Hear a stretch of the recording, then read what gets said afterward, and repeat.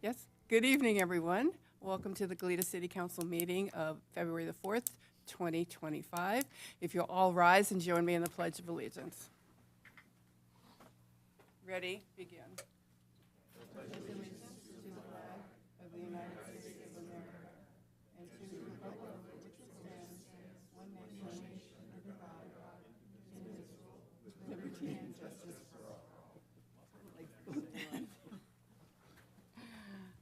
Okay. Okay. Roll call. City Council. Councilmember Smith, Here. Councilmember Kiriako, Here. Councilmember Reyes Martin, Here. Mayor Pro Tempore Kasdan, Here. and Mayor Perotti. I'm here. Okay, we do have a Spanish translation, and if you could come up and introduce yourself. Did I give you the wrong one? Oh. Are you doing this one?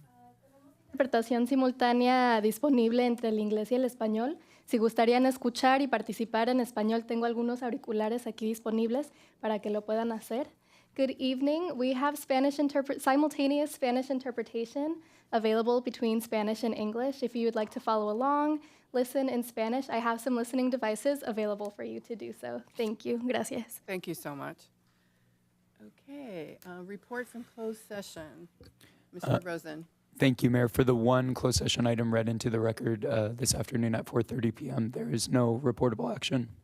Okay, thank you. Okay, at this time, we'll have public forum. Anybody that wishes to speak on anything that's not on our not on our agenda this evening and within our jurisdiction. Do we have any speakers? If there are any members of the public on the Zoom webinar who wish to speak, would you please use the raise hand feature and I will call upon you. I have no paper request to speak forms, and there are no attendees on Zoom who wish to speak. Okay. Amendments or adjustments to our agenda, City Manager. Madam Mayor, we do have, I just want to acknowledge one slight change. I'll just do it now on the consent calendar. Okay. It's item A8.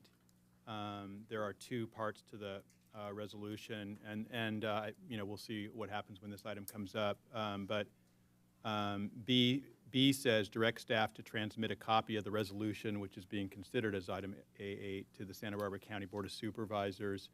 And I just want to acknowledge that we intend to transmit that resolution, should the council adopt it tonight, to several state agencies as well. So Okay. I just wanted to get that on the record. Great. Okay, thank you. Any reports? Thank you, Madam Mayor. I do want to make a few comments, and then I'll turn it over to the council.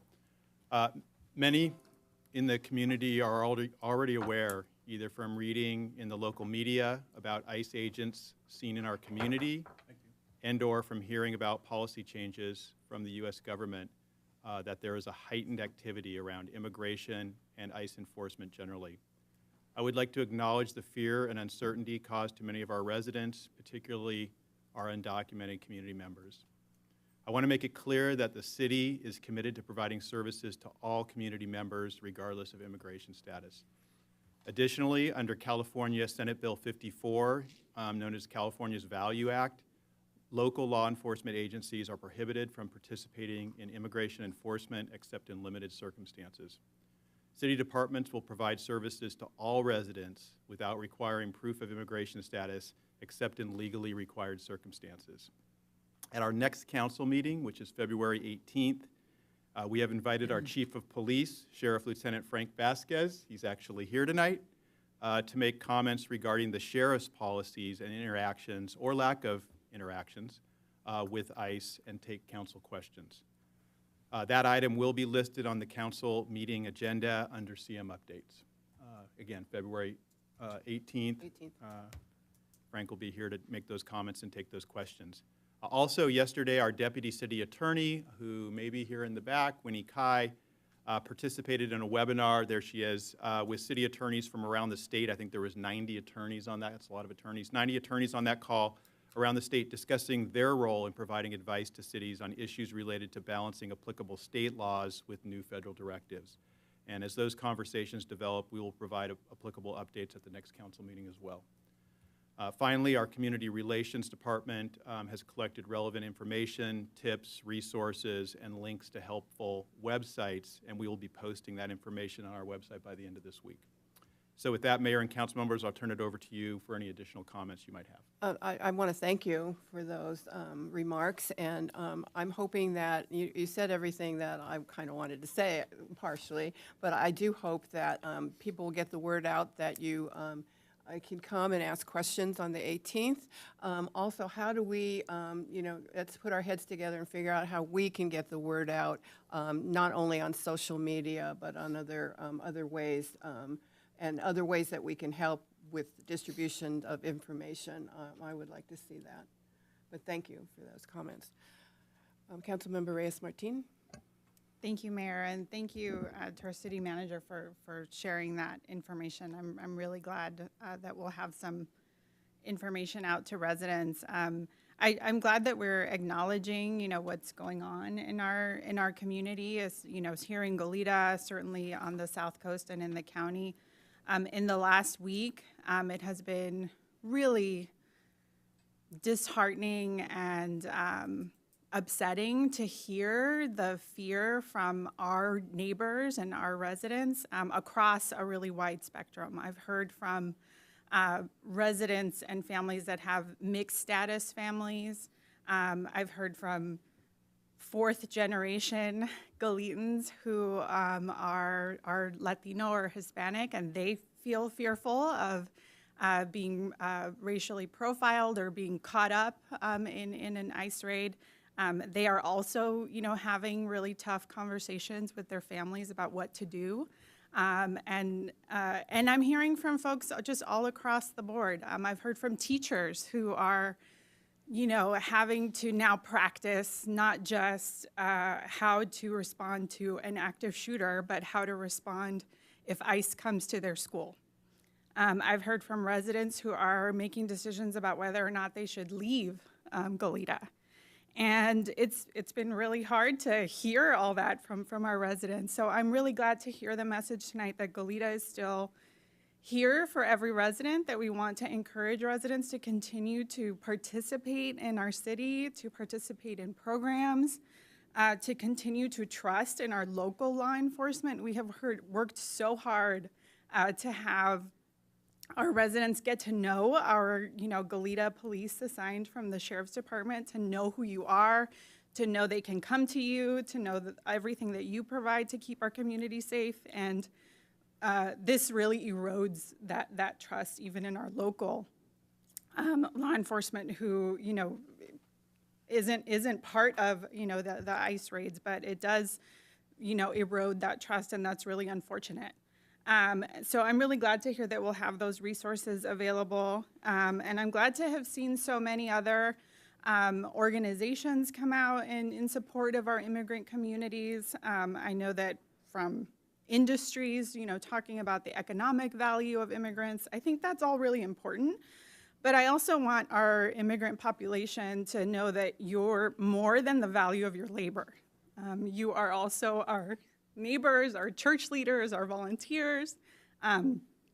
You are just an integral part of the history of this community and the fabric of this community. So this is really emotional for me, but thank you for giving me a few minutes to share. Thank you. Councilmember Carriaco. That was very moving. Thank you. I don't have a lot to say that hasn't been said except this. I represent Old Town Goleta. Old Town Goleta was impacted by these visitors to the neighborhood. I'll be polite. The text messages, the emails, the text threads that I got added to, the questions that I was asked, the rumors that were started were so all-consuming.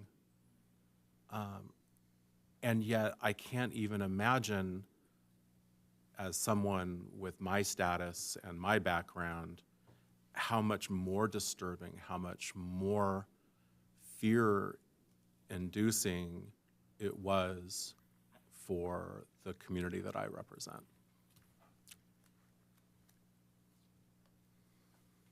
It was heartbreaking. It was absolutely heartbreaking. And part of what it made it harder for me, because when you're in public service, a lot of the times the temptation is try and fix things, try and make things better. And how do you fix this when there's so much erosion of trust, when there's so much fear, when there's so much anxiety, when people are scrambling looking for their passport because they're afraid to leave the house because they might find themselves somewhere in Los Angeles before they know it. It was incredibly, incredibly difficult to try and get answers, to reach out to your different representatives, your local government partners. And they were in the same boat. People I talked to that you would like to think would have known what were going on weren't told what was going on. The search for answers, particularly that Sunday morning, was incredibly upsetting and incredibly challenging. And eventually the truth came out. But it was just so heartbreaking. And all I can say is to my community, who a few years ago had a grandmother snatched off the street, the grandmother of a U.S. Marine, snatched off the street. And to have this trauma revisited on that community and that neighborhood again was just so heartbreaking, so upsetting, and so avoidable. Thank you. Thank you. Councilmember Caston. So I'll echo really a lot of what was said by others. But first, I guess it's important to kind of recognize in some ways, right now we're dealing with kind of fear, we're dealing with rumors. It's not so much that we've seen the terrible things happen. What we've seen is the sort of looming, the threat that's out there. And part of the problem is that it's real. I mean, people, you can remember, I remember the child separation policies from the first Trump administration, and the idea that there would be officials who would be okay taking away people's children and forever, in some cases, have them, in a system, never seeing their children again. Then children growing up in foster systems because they can't find their parents. That was, for some of these people involved, okay, just cost of doing business or something like that. So the fear is justified. And I guess it's in what's, one of the other things that's troubling about it is that it's presented often that this is something that's going to be for criminals, that the focus is just on criminals, or the focus is just on those undocumented, especially undocumented criminals. But the truth is that it's not.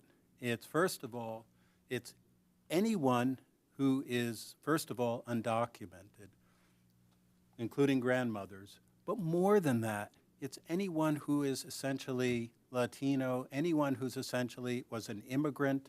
If you don't have your proper papers or you are just in the wrong place, you are subject to being locked away.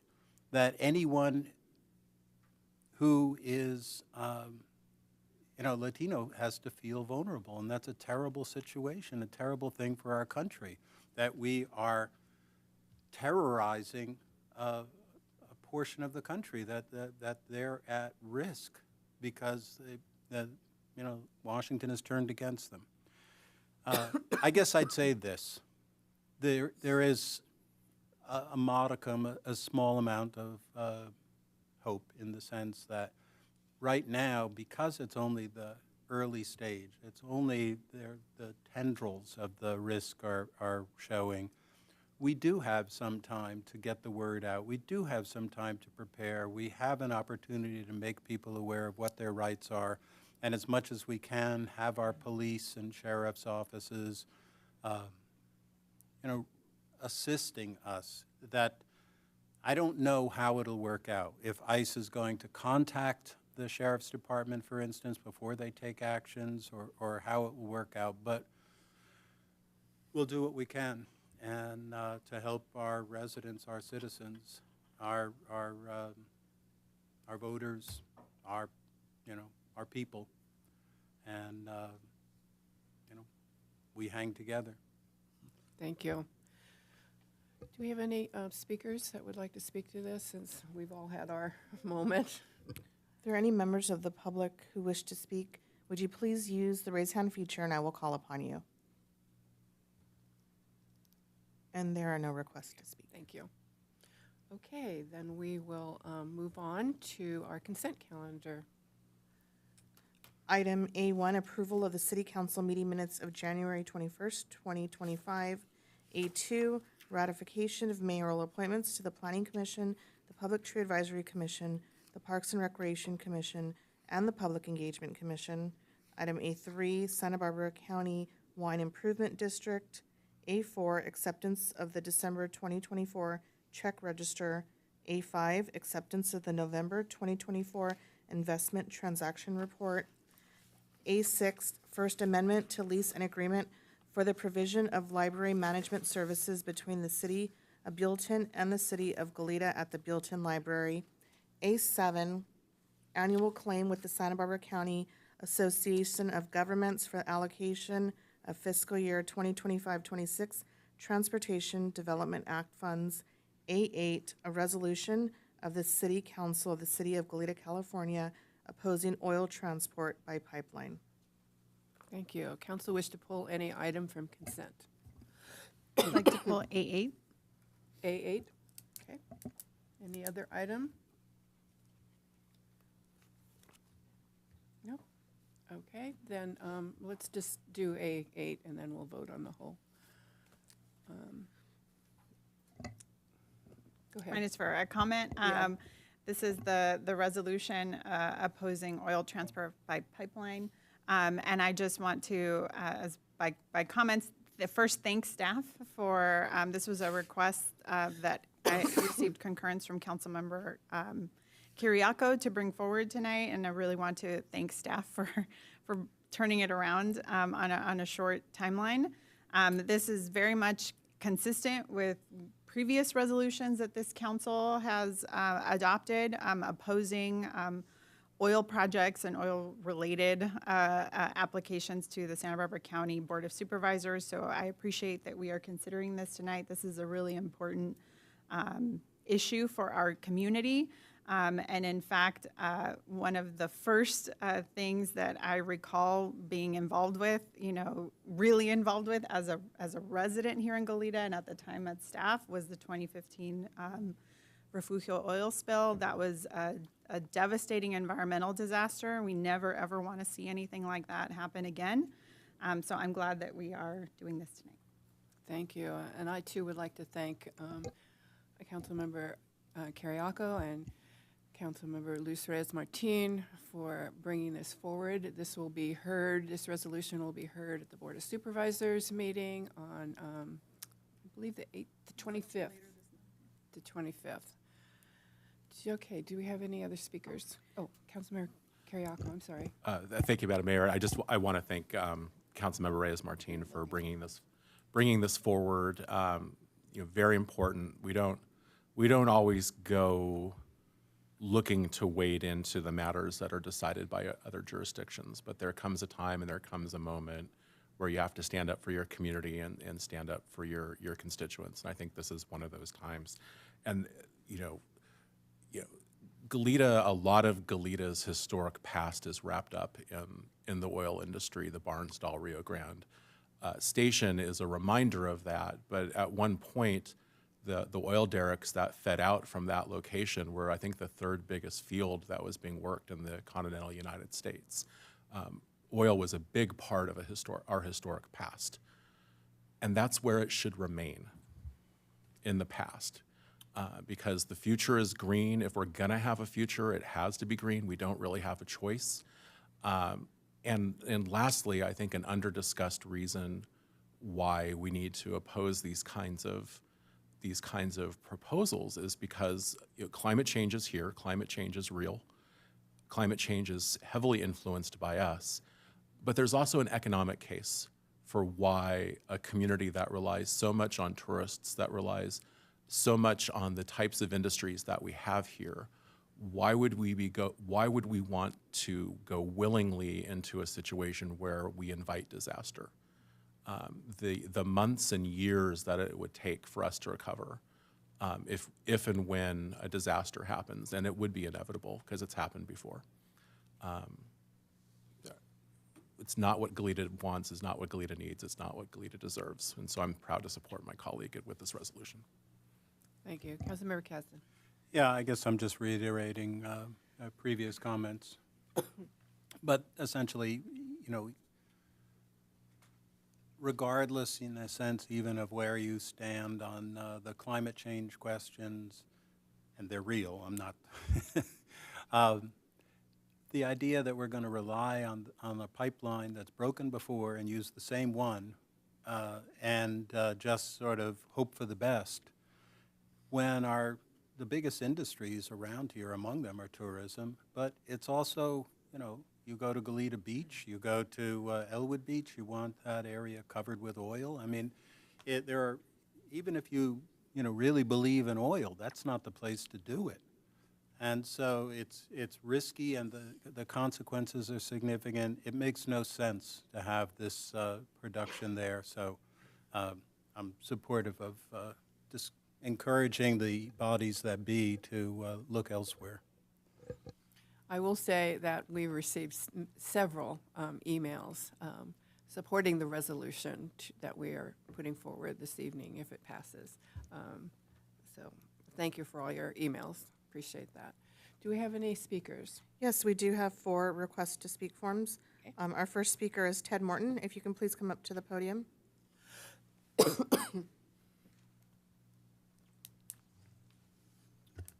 How much time? 3 minutes. 3 minutes, thank you. Good evening. My name is Ted Morton. I'm a resident of Goleta. I'm also the executive director of Santa Barbara Channel Keeper. The 10th anniversary of the Refugio oil spill is just 104 days away. I wasn't here at that time, but just as a reminder, on May 19th, 2015, more than 120,000 gallons of heavy crude oil spilled and damaged our shores, beaches, and ran into the Pacific Ocean. 3,700 acres of coastal and subtidal habitat were smothered or soaked. Hundreds of birds and marine mammals were killed or injured, along with countless numbers of fish and invertebrates. Fishing areas were shut down along a 23-mile stretch of the coast, including some areas that extended 6 miles offshore. More than 140,000 recreational days were lost that summer.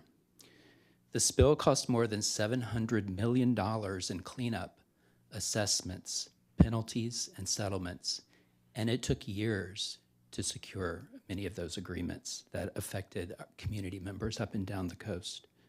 Sable Offshore is proposing to restart oil production using the severely corroded pipelines that were responsible for the 2015 spill.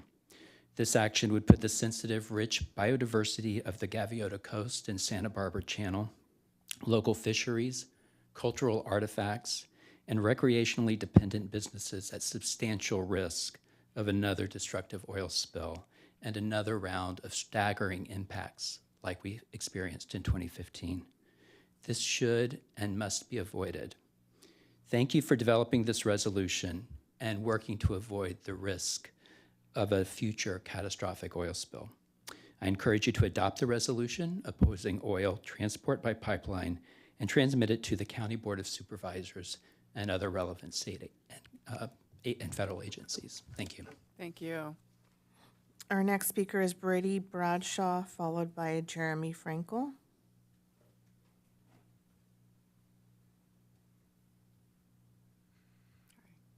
Thank you.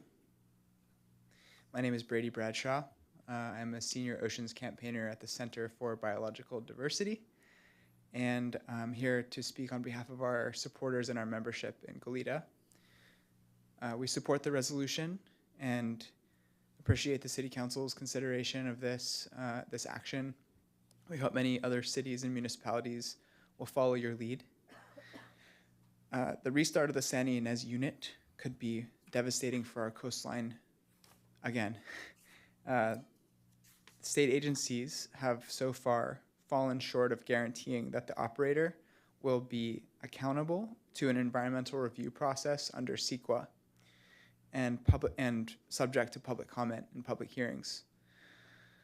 So this resolution is critical to urging those agencies to protect the public, ensure their voices are heard, and ensure that the operator actually follows the law at a minimum. We absolutely must stop this pipeline restart from having a second chance to spill. We know that we need to phase out fossil fuels and protect the ocean as well in order to mitigate and prevent the worst of the climate crisis and the biodiversity crisis that we're facing today. Please adopt the resolution opposing the restart of the Santa Ynez unit, and please follow up with state agencies to ensure that they are adequately addressing the issue. Thank you very much for your time and your efforts. Thank you. Our next speaker is Jeremy Frankel, followed by Jonathan Ullman.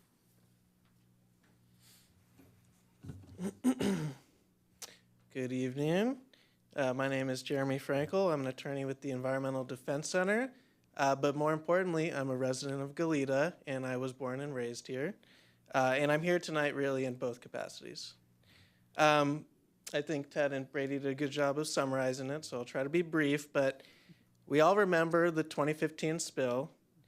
Of the 100,000 plus gallons of oil that spilled into the ocean, much of it, and the marine life it killed, washed up on our beaches here in Goleta. Haskell's, Elwood, Sands, Devereaux. Those in our community who rely on coastal resources to support their livelihood also bore an economic burden. In fact, between the cost to remediate the spill and compensate affected business owners, the Refugio spill ended up being a $750 million disaster. Now, a new speculative and undercapitalized company is attempting to restart the same defective pipeline that caused the 2015 spill. As we unfortunately now know, this particular pipeline is not and cannot be adequately protected from corrosion, which is what ultimately caused the spill. Unsurprisingly, restarting it would all but invite another disaster on our coast and in our community here in Goleta. According to an analysis prepared for Santa Barbara County, restarting this pipeline could result in a spill once a year and a major rupture, like what we saw in 2015, every 4 years. And this time, it would be very likely that the taxpayers are asked to foot the bill. But it's not only the risk of another spill that we're concerned about. Bringing this pipeline back online would facilitate the restart of the Santa Ynez unit, which is a major project consisting of 3 offshore oil platforms and some onshore processing facilities. And restarting the unit at a time when the state's transition away from offshore oil would make it all but impossible for the county to meet its ambitious climate goals, for the city to do so, and for the state. And actually, when active, the Santa Ynez unit was 50% of all greenhouse gas emissions in Santa Barbara County. It's a huge project. So restarting the pipeline would pose an unacceptable risk to our coast, our community, and our economy here in Goleta. And we urge the City Council to adopt the resolution. We thank you both for bringing it forward. And we hope that you submit it to all the agencies that have a role in overseeing the restart of the pipeline. Thanks. Thank you. Our next speaker is Jonathan Ullman.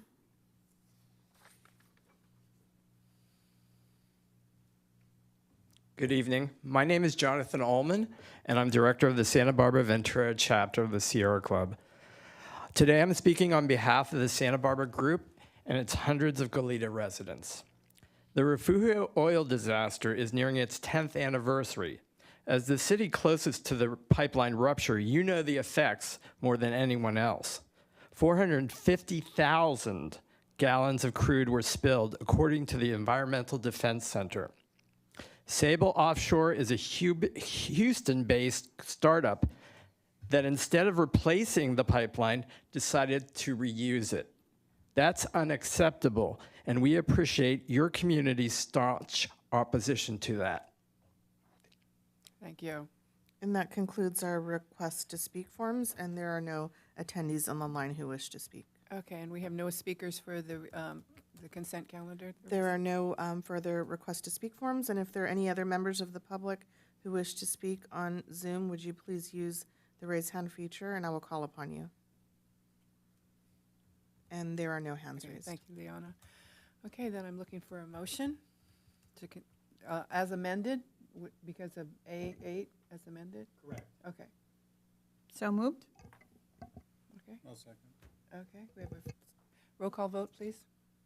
If you can please lock in your votes. Councilmember Smith, Yes. Councilmember Kiriakou, Aye. Councilmember Reyes Martin, Aye. Mayor Pro Tem Pork Hasden, Aye. and Mayor Perotti. Aye. The ayes have it, it's unanimous. Thank you. Okay.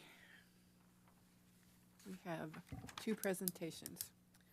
Item B1, a proclamation of the City Council of the City of Goleta, California, recognizing Communify and 211 Santa Barbara County in honor of its 2025 211 Community Day celebration. And I've asked Councilmember Kiriakou to please make the presentation.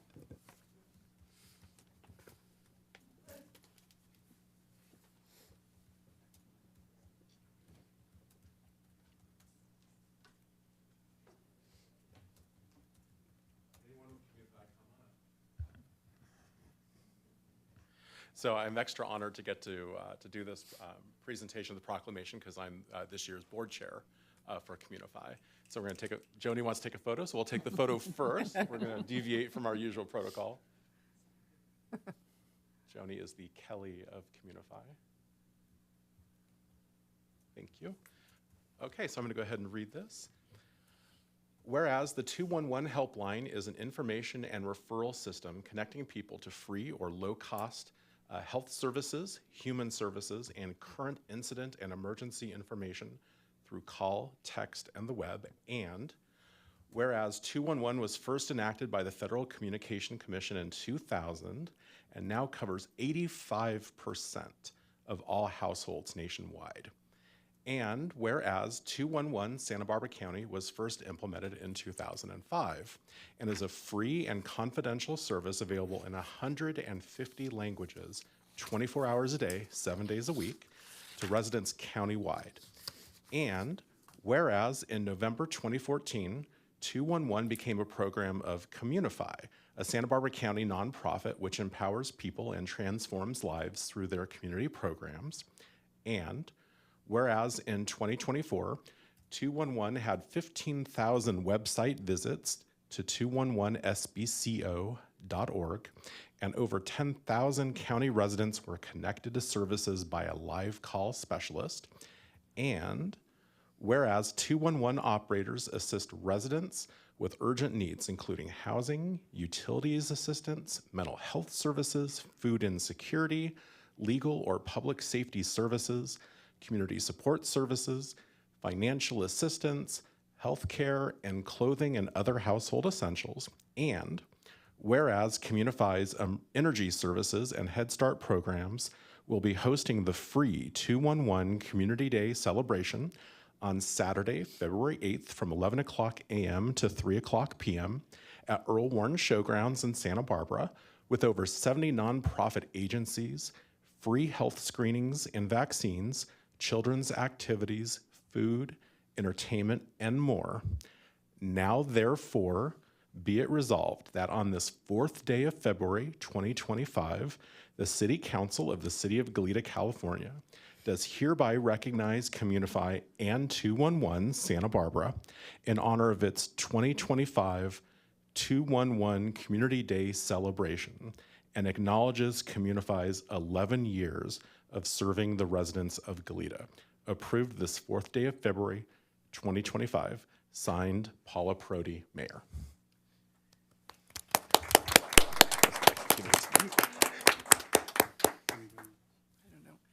Do you want us to all take a picture, or after she says? If you'd like to say a few words, but then we're going to bring you back up because we want pictures. Okay, yes, I would like to say a few things. Thank you. Well, first of all, Madam Mayor and distinguished council members, we're so pleased to be here tonight. My name is Pat Keelan. I'm CEO for Communify. I'm joined tonight by Kimball Lawrence, who is our Director of Community Services. Since, as you heard, since 2014, Communify has proudly operated 211 Santa Barbara, a free comprehensive information referral system available to any Santa Barbara County resident 24 hours a day, 7 days a week. Residents can request assistance in over 150 languages by calling, texting, or accessing our website online. I want to thank the City of Goleta for your partnership and support for this critical resource. 211 Helpline plays a crucial role in connecting Goleta residents with vital resources and services on a daily basis, as well as during emergencies. It serves as a lifeline for individuals and families facing various challenges, from basic needs like food and shelter to mental health services and disaster assistance. The helpline's easy-to-remember number provides a quick and reliable way for them to access the help that they need. And Santa Barbara County is utilizing the 211 as a lifeline for resources. As you heard, over 10,000 residents countywide have called 211 for information and referrals. The majority of these individuals are female, between the ages of 30 and 54, and followed by seniors who are 62 years of age and older, with income levels below $26,000 annually. The top three needs of Goleta residents were housing, utility assistance, and mental health and substance abuse issues. In short, these resources help to keep struggling individuals and families keep a roof over their heads, pay their utility bills, and support their overall well-being and stability. As our residents continue to face challenges, 211 is an investment in the well-being and resilience of our community. We're extremely grateful to the City of Goleta for being an important partner and recognizing these contributions. As we recently have seen in the news, there's a great deal of uncertainty facing nonprofits like Communify as we move forward, looking at the federal issues. And we will be, of course, looking for ways to navigate those changes and truly appreciate the partnership that we have here with the City of Goleta at a local level. So as we look towards the future, we are really excited to invite all of you to join us on Saturday, February 8th, upcoming, for our 211 Community Day celebration at Earl Warren Showgrounds. There'll be over 70 organizations there available to share information about their programs and services. There'll be free food, haircuts, health screenings, entertainment, and more. So we look forward to seeing all of you there on Saturday. Thank you so much for this recognition. Thank you for all you do. Thank you. Thank you. I think it's picture time.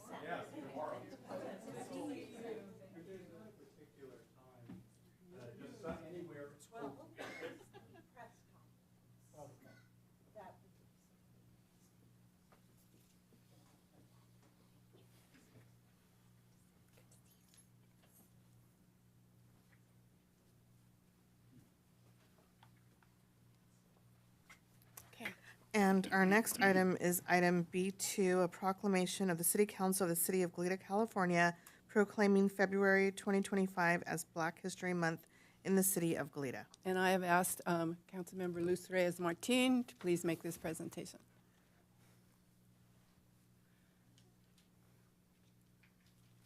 Started delegating. I like that. It's nice. You're next. Can I come over here?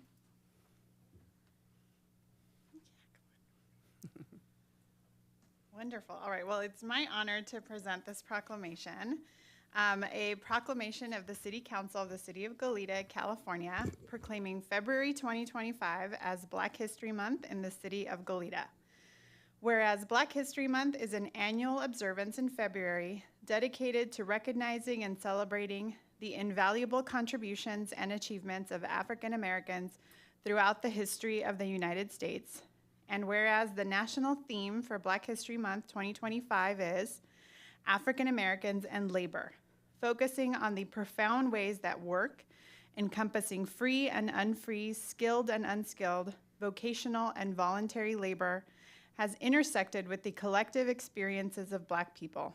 And whereas Africans were brought to the Americas to be enslaved for their knowledge and to serve as a workforce, which was super exploited by several European countries and then by the United States government. During enslavement, Black people labored for others, although some Black people were quasi-free and labored for themselves, but operated within a country that did not value Black life. And whereas African Americans' history can be found in every part of the nation as they constructed and designed some of the most iconic examples of architectural heritage in the country, specifically in the South.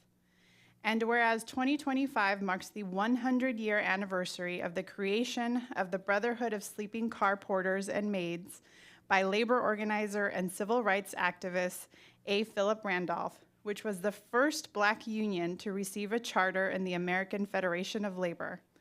And whereas in Santa Barbara County, the African American community has significantly contributed to the region's cultural, economic, and social fabric, as documented in the African American Black History Context Statement by Healing Justice Santa Barbara. And whereas it is essential to acknowledge and confront the painful truths of our nation's history, including the injustices and systemic racism that have oppressed Black Americans in order to foster healing, understanding, and progress. Now, therefore, be it resolved that on this 4th day of February 2025, the City Council of the City of Goleta, California, does hereby officially recognize and honor Black History Month 2025, embracing the theme African Americans and Labor, and honors the legacy of African Americans, acknowledges the integral role of Black labor in building our nation, and commits to a future of inclusivity, justice, and shared prosperity. Signed by the mayor. Thank you. Oh, yeah, let's get a quick picture together. Go ahead. With Jordan in the middle with the proclamation. Well, you got to show off the proclamation. Show off the proclamation. There you go. You got it? Nice.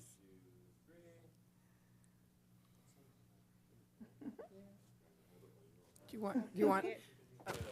I think we're going to do one more. Yeah. Thank you so much. That's okay.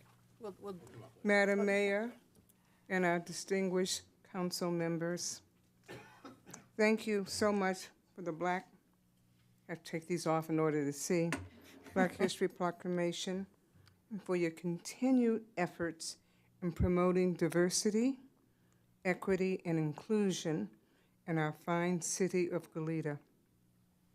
I am truly blessed and honored to be part of a community that not only recognizes the diversity, but also actively works towards ensuring fairness and inclusivity for all. I deeply appreciate the recognition Black History Month and the celebration it brings. please continue your important work in creating legislation that protects and serves every resident of our community with respect and gratitude. Mrs. B, sidebar, the terror that you addressed earlier this evening regarding ISIS, please be reminded, in most urban cities and in the South, that terror happens every day to Black and brown youth and men. So this has evoked a conversation and implementation of a plan. We need to have a discussion. And thank you so much. I appreciate you. Thank you, Ms. B. Good evening. I'm Diane Travis Teague, the president of the Teague Group, an affiliate of Santa Barbara Travel. Knowing the past opens the door to the future. Black history provides valuable lessons for everyone, encouraging empathy, critical thinking, and a broader perspective in human experience. Black history recognizes the significant contributions of African Americans in various fields like science, arts, politics, activism, and many other fields, as you know. Recognizing Black history sheds light on the historical and ongoing issues of racial injustice, including slavery, segregation, and discrimination, allowing for better comprehension of current societal challenges. On behalf of the Black History Celebration Committee, our community, our children, and our grandchildren, it is our heartfelt honor to accept this proclamation from the City of Goleta with much gratitude. Thank you. Thank you.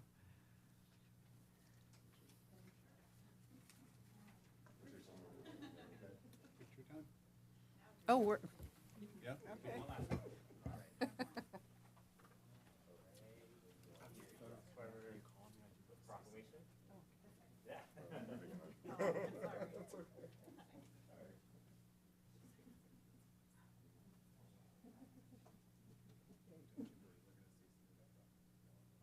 Thank you. Appreciate that.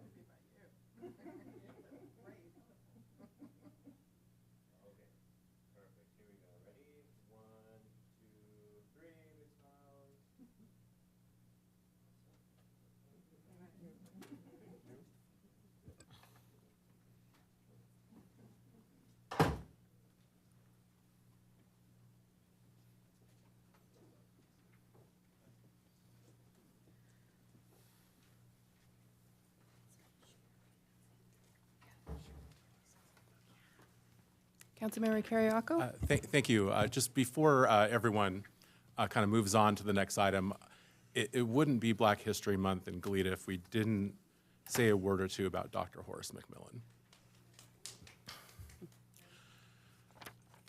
So perhaps as much as anybody, not just in the history of Goleta, but probably the South Coast, probably nobody did more to fight housing discrimination and job discrimination than Dr. McMillan. But I think it's especially important that we always lift that name up during Black History Month, because he was one of the original 7 physicians that got so fed up with trying to come up with a second hospital for our community, an affordable, accessible hospital, that he founded what we now know today as Goleta Valley Cottage Hospital. And I would be remiss as a board member of the Foundation for Goleta Valley Cottage Hospital if I did not lift up that name, especially tonight and especially this month. Thank you very much. Do we have any other speakers? If there are any attendees on the line who wish to speak, would you please use the raise hand feature and I will call upon you. There are no hands raised. And there are a lot of events happening. I don't have a list of all the events happening this month, but I hope people join in celebration of this month. Thank you. Okay. Item C1, second reading of ordinance amending Title 15, Chapter 15.12 of the Goleta Municipal Code to exempt hospitals from the EV REACH code. Thank you. Ms. Murray? This is a public hearing, so I'll just read the rules.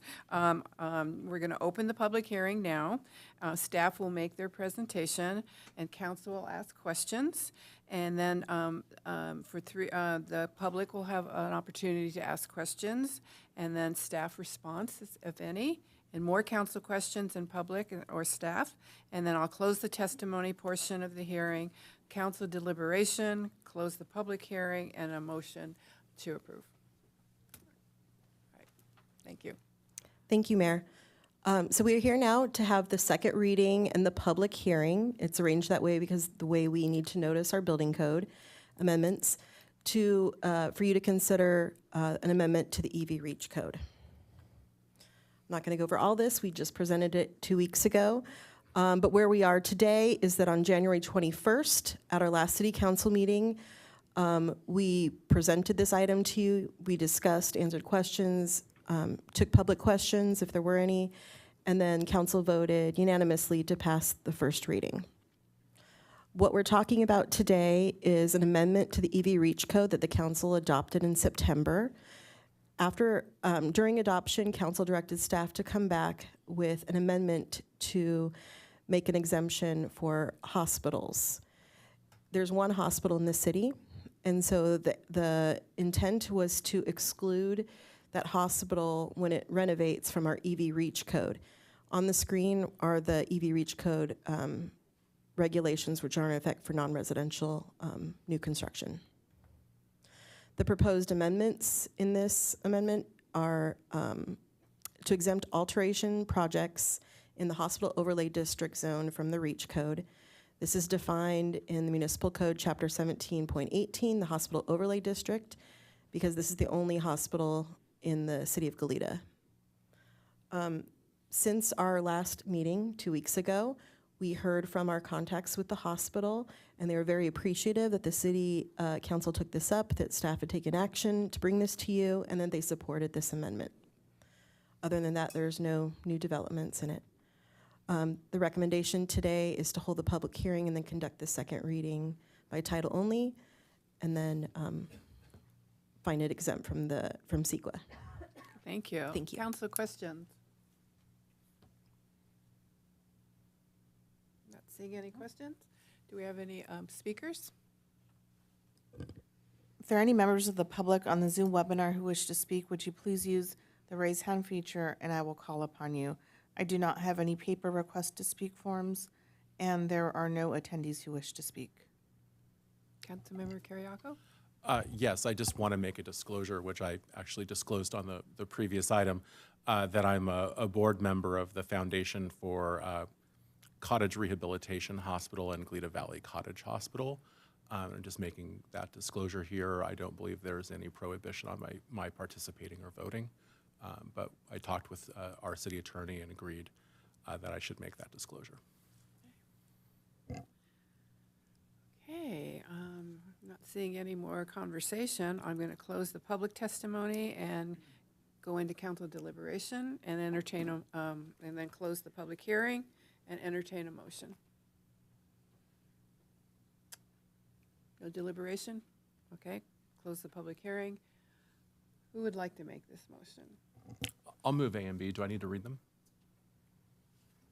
Yes, for second reading. For second reading, okay. I'll move that we hold a public hearing and then conduct second reading by title only, waiving further reading of ordinance number 25, next in line, entitled An Ordinance of the City Council of the City of Goleta, California, amending Title 15, Chapter 15.12, Green Building, of the Goleta Municipal Code, exempting hospitals from the Electric Vehicle Reach Code, and finding the amendment to be exempt from the California Environmental Quality Act, and find the adoption of ordinance number 25, next in line, exempt from the California Environmental Quality Act, and direct staff to file a notice of exemption within 5 business days. Thank you. I'll second. Okay, roll call vote, please. Council members, if you can please lock in your votes. Councilmember Smith? Yes. Councilmember Kiriakou? Aye. Councilmember Reyes-Martin? Aye. Mayor Pro Tempore Kasdan? Aye. And Mayor Perotti? Aye. Looks like it's unanimous. ayes have it. All right, motion passed. Thank you, Ms. Murray.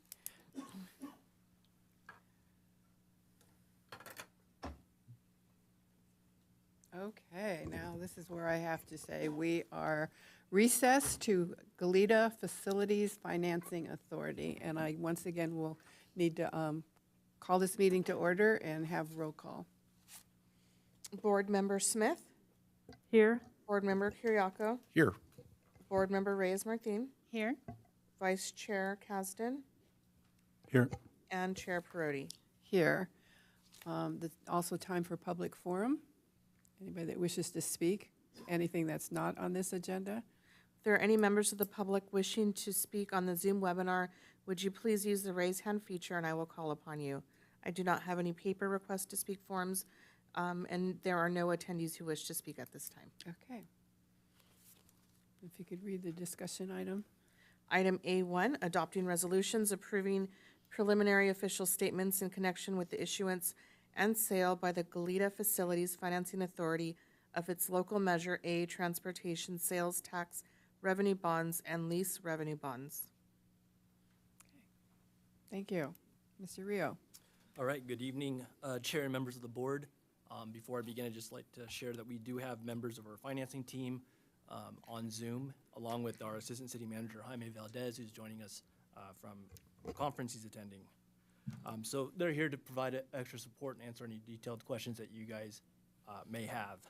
So tonight, we are taking a significant step towards securing the necessary funding for several critical infrastructure projects in Goleta. And as Goleta's Facilities Financing Authority, our role is to facilitate the issuance of 2 bond series that will allow city to accelerate project completion while leveraging dedicated revenue sources efficiently.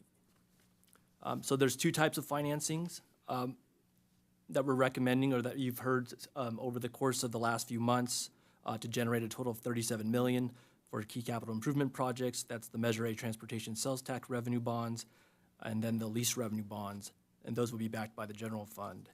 And again, these funds will enable us to move forward rather than waiting or deferring, to accumulate funds to ensure project completion and help address potential increased costs just due to inflation and delay any community benefits.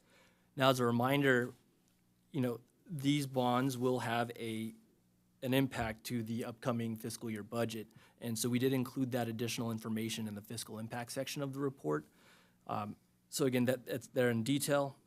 Then key actions tonight. So we're recommending approval of the preliminary official statements, which are key investor disclosure documents to ensure transparency and compliance with federal securities law. And they've been provided as attachments to this staff report and along with the City Council staff report. Additionally, the city will execute a continuing disclosure certificate committing to provide ongoing financial updates to bondholders in accordance with SEC regulations. Then in next steps, with approval tonight, the financing team will proceed with securing credit ratings and potential bond insurance. The bonds are expected to be sold in late February with proceeds available by March 2025. So staff is recommending approval of these resolutions to ensure we are able to address these critical projects. So with that, we'll take any questions that the City Council may have. Thank you. Council. Oops. Councilmember Kasdan? Yeah, I'm just curious, the RCP grant that we received, the $11 million, is that straight from the federal government, or is that from through the state? From my understanding, it was awarded through the federal government. Through the federal government. And this is one where we're reimbursed for the costs that we incur? Right, that's correct. So in other words, if the federal government wanted to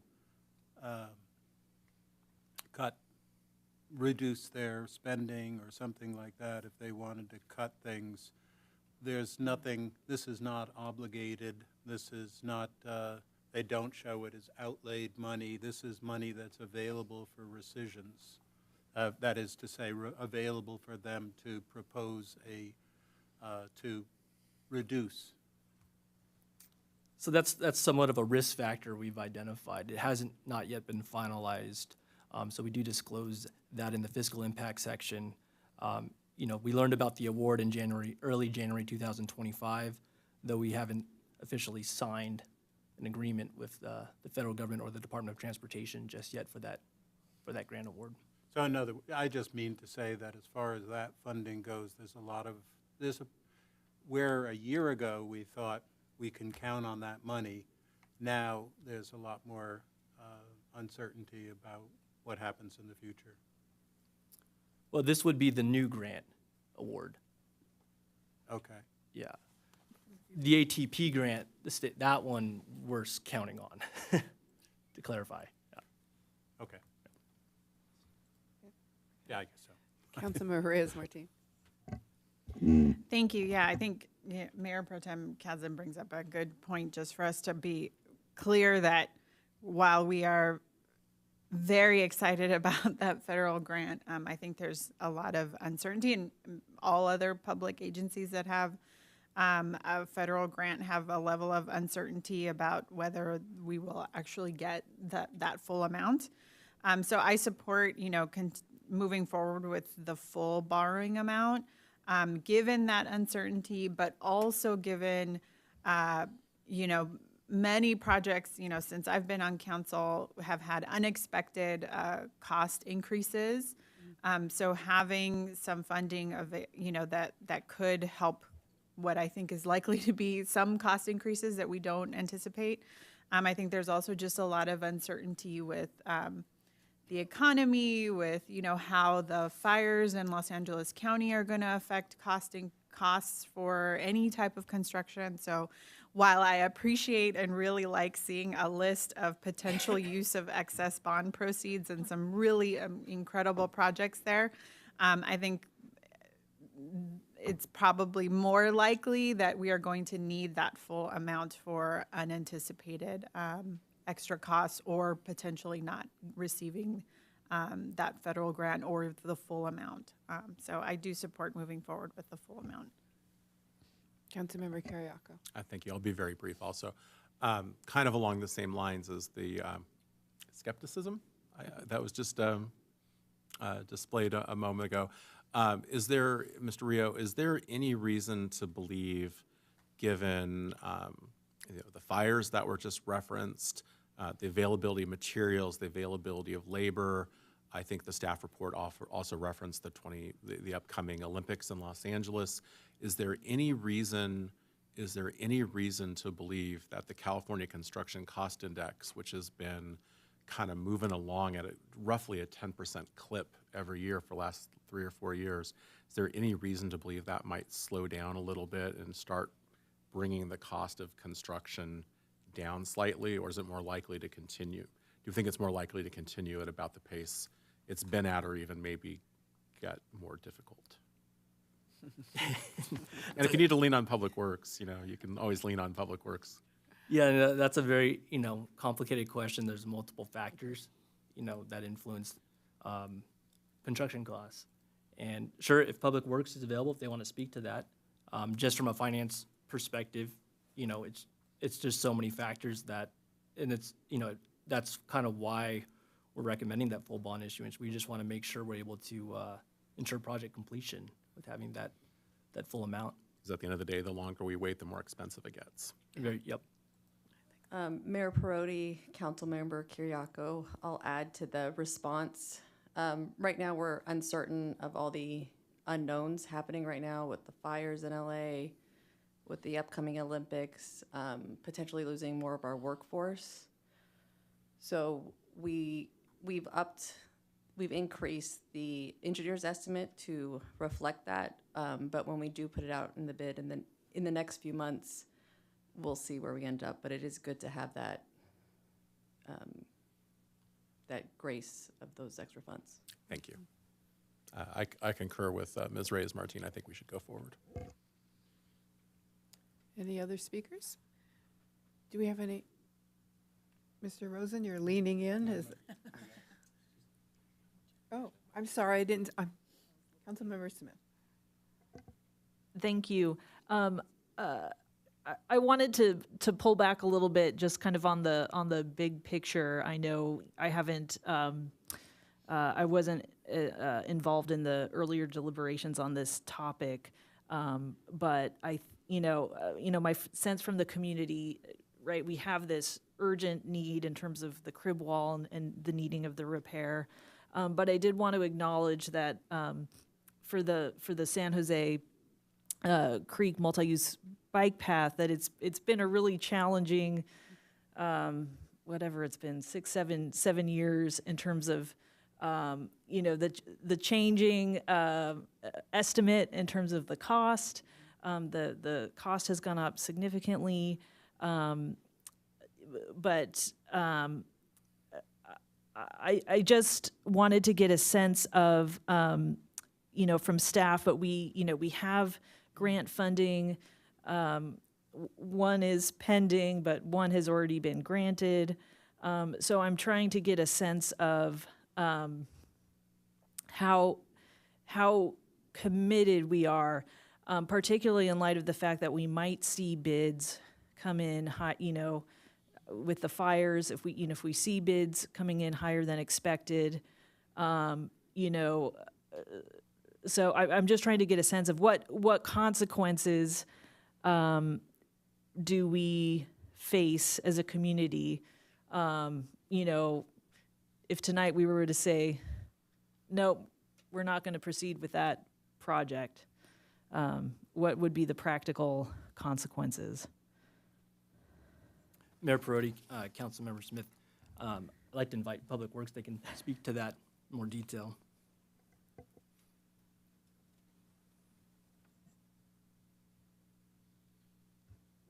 Good evening, Mayor Perotti, Councilmember Smith.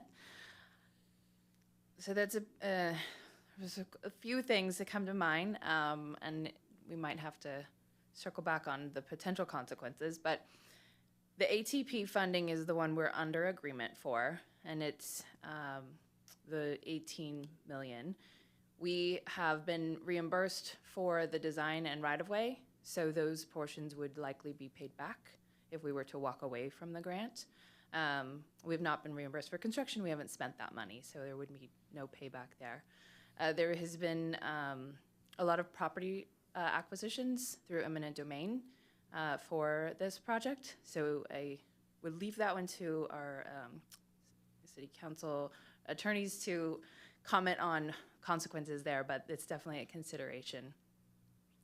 As far as, those are probably the big items. There's been a lot of coordination with other agencies that have worked out, again, along the easements and temporary easements that we've purchased. So I would say those are probably the biggest.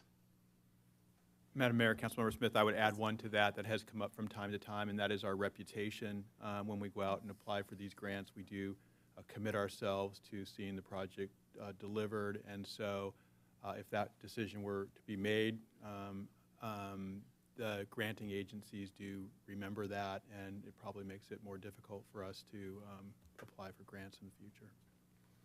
And I actually want to add one more thing that you reminded me of.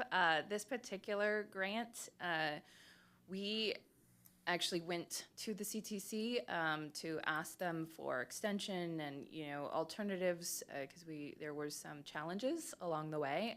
COVID being one of the big ones that happened in the middle of this negotiations with UPRR, and they actually ended up making an exception that's new for their process. So they allowed us to segment a piece out of the project that other agencies are now following suit. So it kind of goes all along the reputation and how much we fought to keep this grant. I just want to make. Thank you.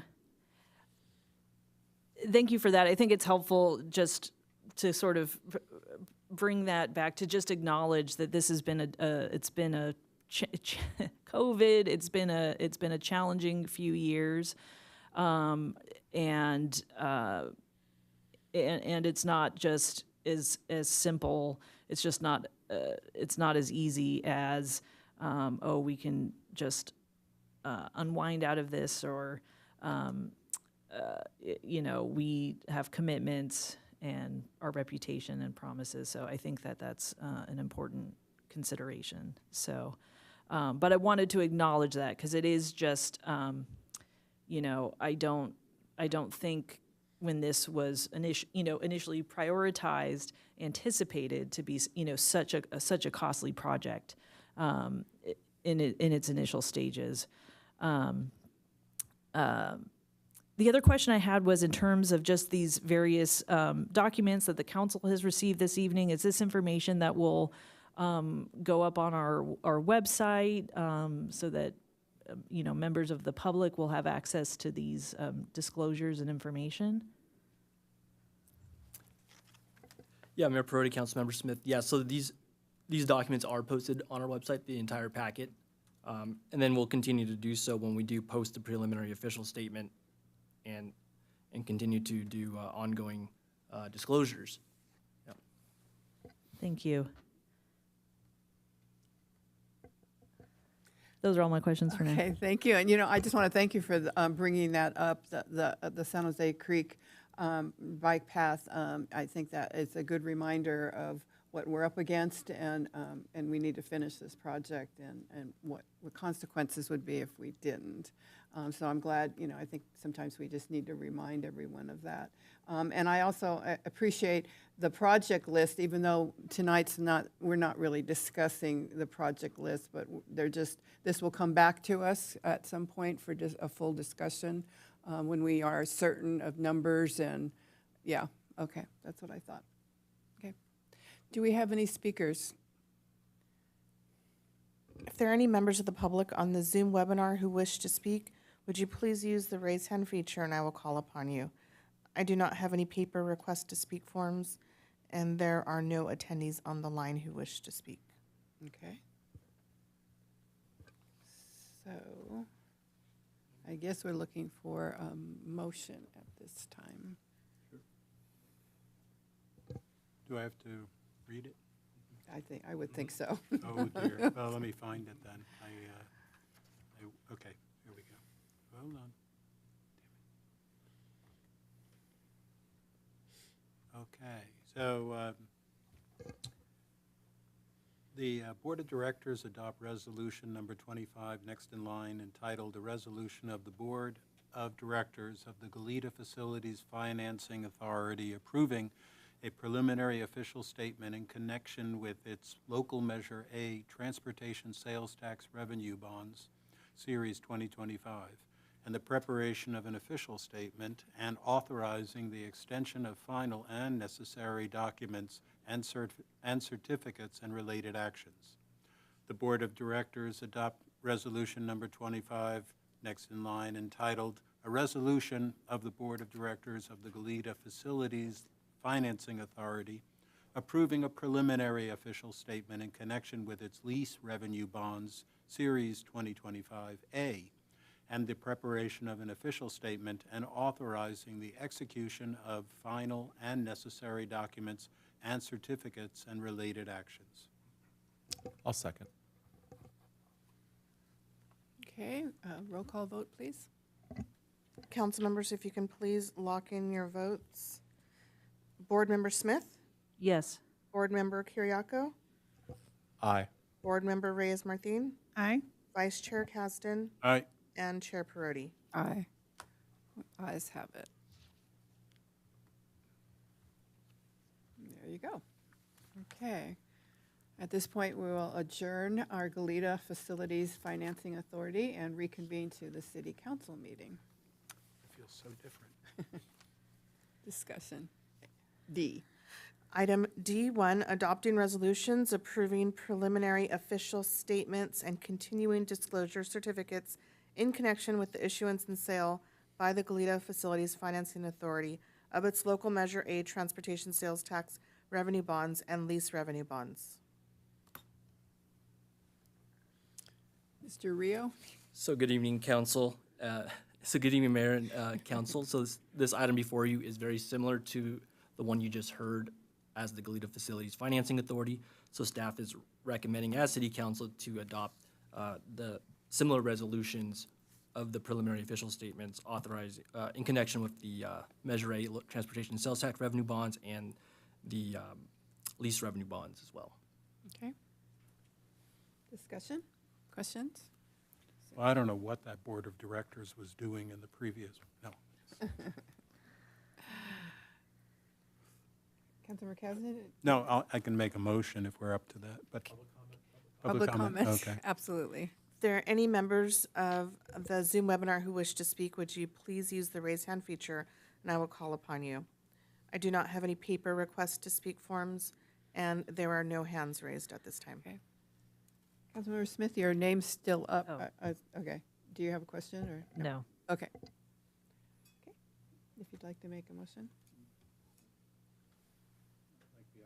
For reading. It's a long one.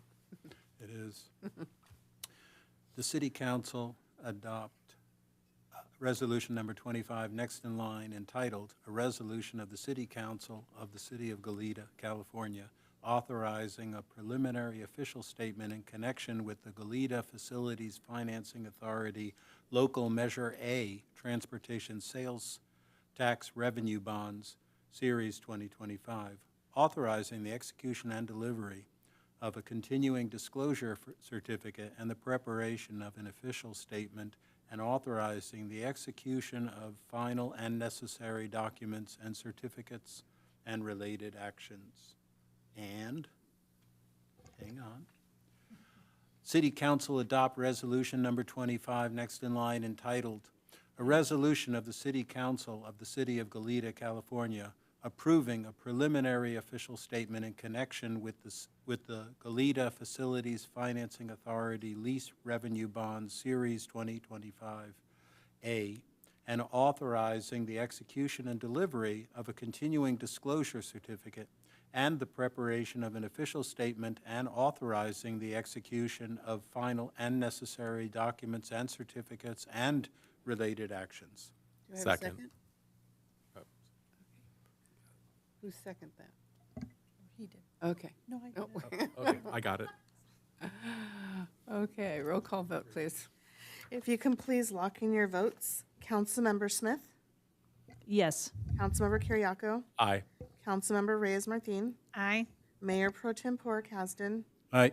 And Mayor Perotti? Aye. The ayes have it. Okay, very good. Okay, we all good? Need a break, anybody? Let's take a 5-minute break.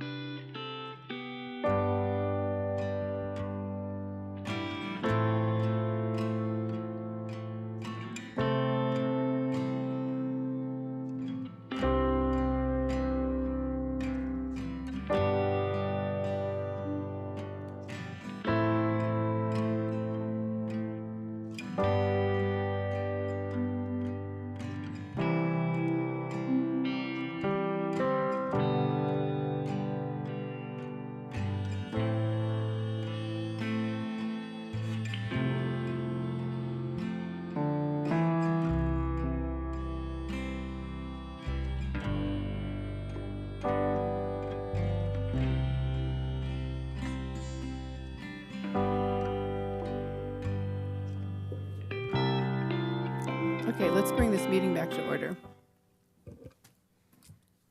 Item D2, authorization to advertise for bids for the 2025 residential resurfacing and arterial pavements project. Okay. Good evening, Madam Mayor and City Council. My name is Nina Buelna, and I'm the Public Works Director for the City of Goleta. And tonight, we are going to be presenting on authorization to advertise for bids for the 2025 pavement projects, residential and arterial. And tonight, we have our talented consultant, Joe Ryrie, with Pavement Engineering Incorporated to present, along with our talented project manager, Daniel Virgin, who's going to be the project manager of both projects to present. So with that, I'll turn it over to them. Thank you. Thank you, Nina. Tonight, we'll be discussing the pavement management program education, history, and looking forward to the 2025 arterial pavement project and the 2025 residential resurfacing project. Pavement 101. What determines a pavement section?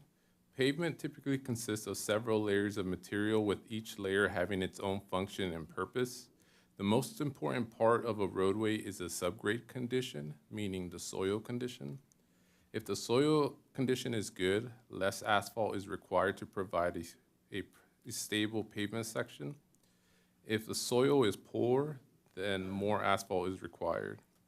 When a heavy vehicle drives over a pavement section, the vehicle weight exerts a force on the pavement, causing significant stress, which can lead to deformation, rutting, and ultimately pavement failure, especially repeated over time due to traffic. This is the pavement deterioration curve that measures the pavement condition index versus the years of life for pavement. Pavement condition index is a measuring tool used to rate the condition of roads.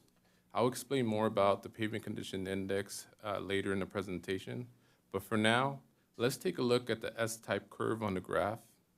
Asphalt, which is the orange curve, asphalt does not deteriorate linearly.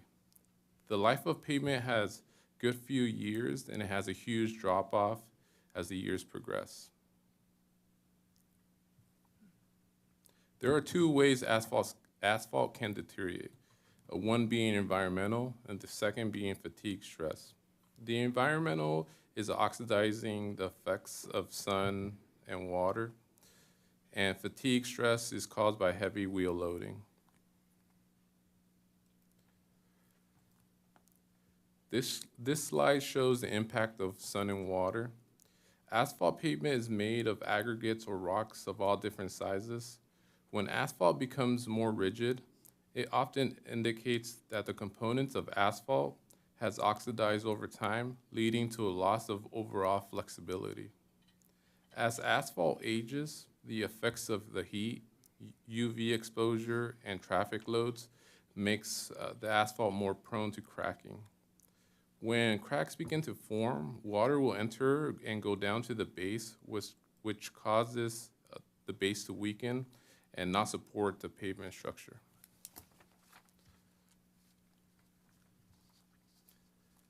This slide shows the impact of heavy vehicle loads.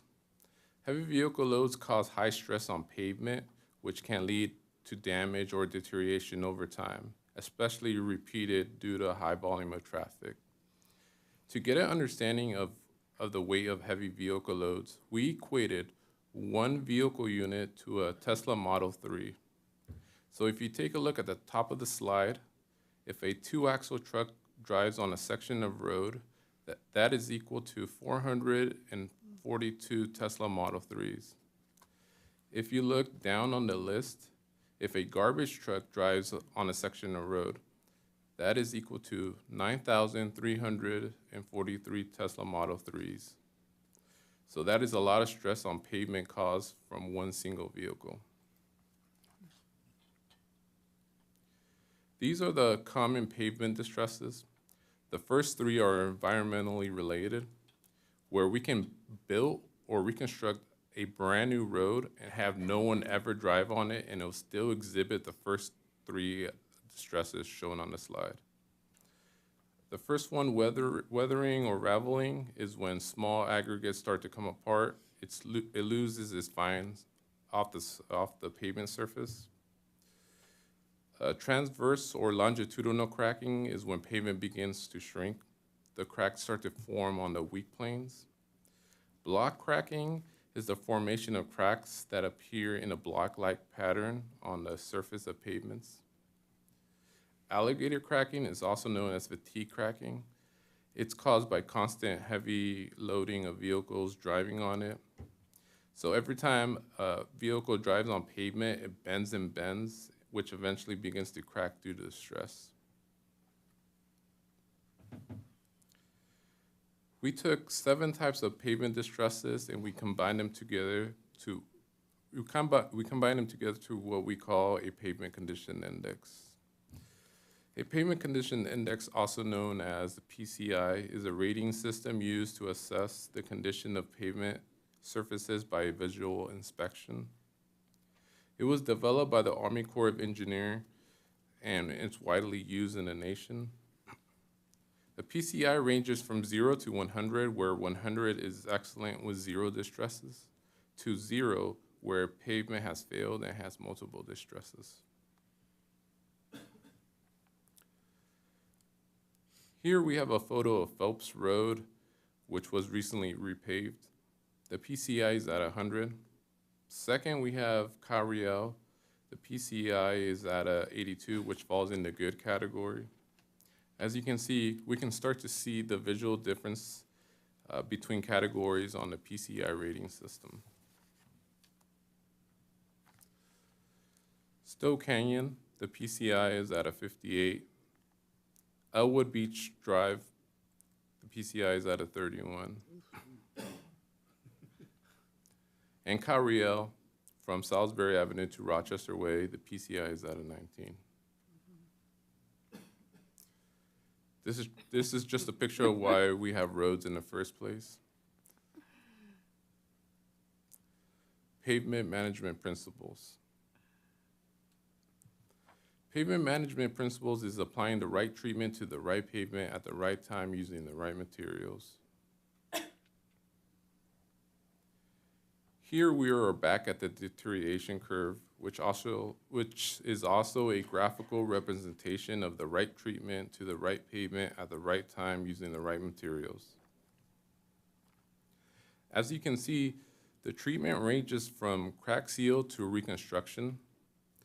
Based on the graph, if a segment of road has a PCI of 90, then the type of treatment will not be an overlay or reconstruction. The recommended treatment would be a crack seal. If a road has a PCI of 10, then the treatment will not be a crack seal. Rather, the recommended treatment would be a reconstruction. If you recall, Elwood Beach Drive had a PCI of 31. The recommended treatment would be a heavy overlay. However, we can value engineer that segment, and a cape seal and dig outs would help preserve the road. Same thing goes with Stowe Canyon Road. The PCI is at a 58, but with value engineering, crack sealing and slurry would help extend the life of that pavement.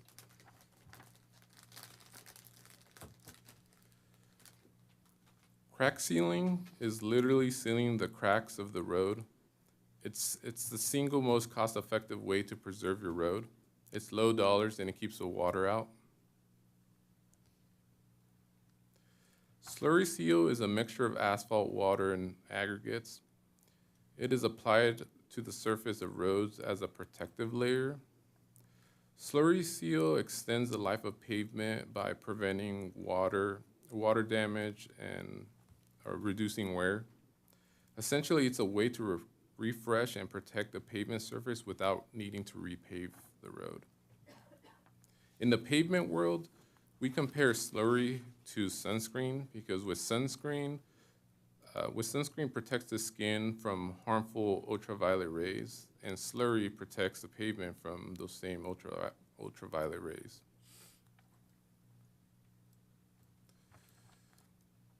This is a heavier maintenance treatment called the cape seal. It consists of putting a heavy layer of oil to help fill the cracks. We also put chips on it and cover it with slurry seal to provide a smooth surface.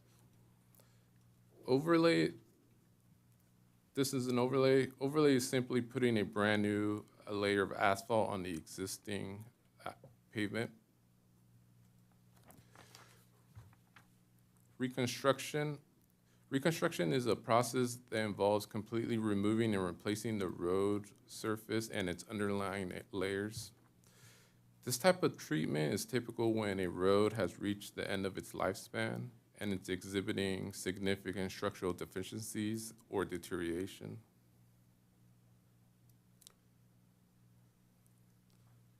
I'll hand it off to Joe. Thanks, Daniel. Madam Mayor and members of the council, it's great to be with you. Didn't Daniel do awesome? Yes.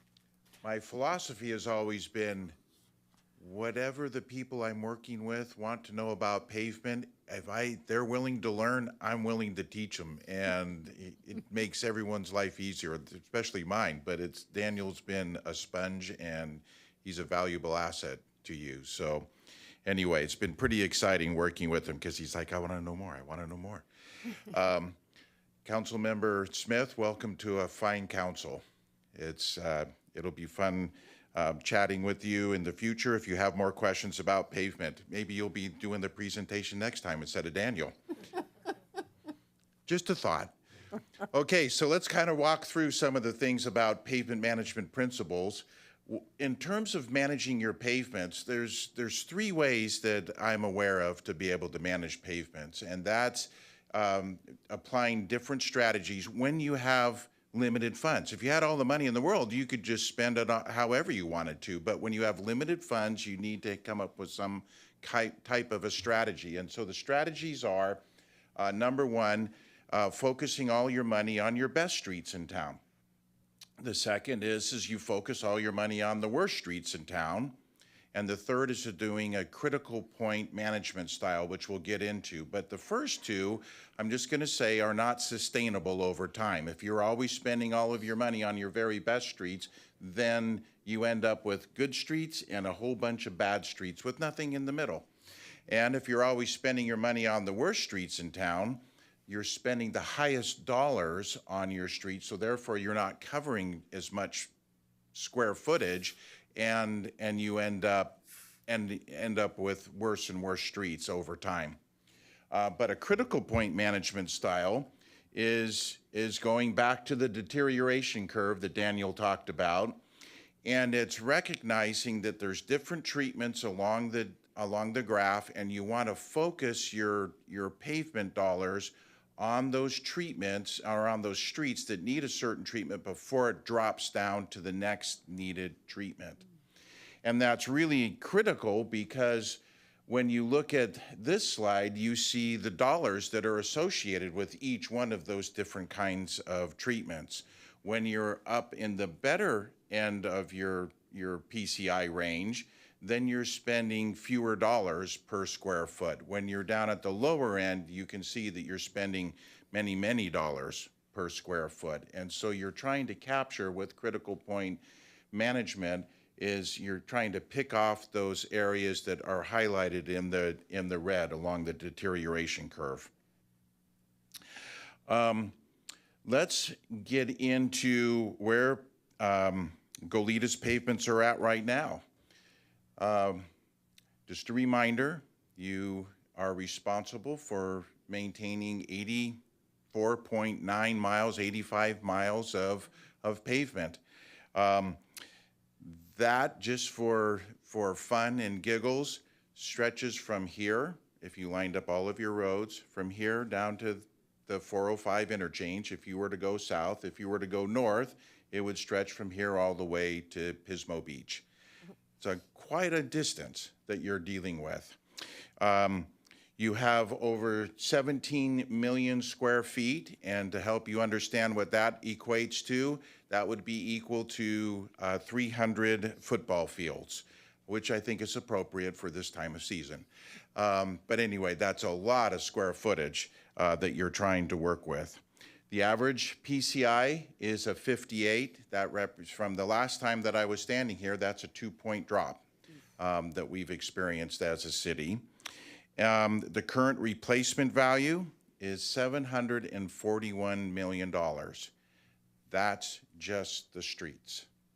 That's not curb and gutter, sidewalks, signals, and the other part that goes along with it. It is just your streets. It's easily the city's most expensive asset.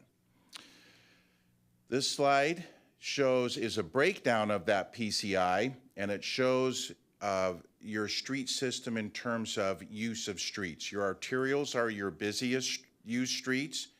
Your residentials or local streets are the ones that are in front of your houses, and the collectors get you in between the two. And so you think of them as your most used streets, your next used streets, and your lower used streets in terms of the number of people. And when you have limited funding, it's good practice to really focus your dollars, your limited dollars, on those streets that are the most used.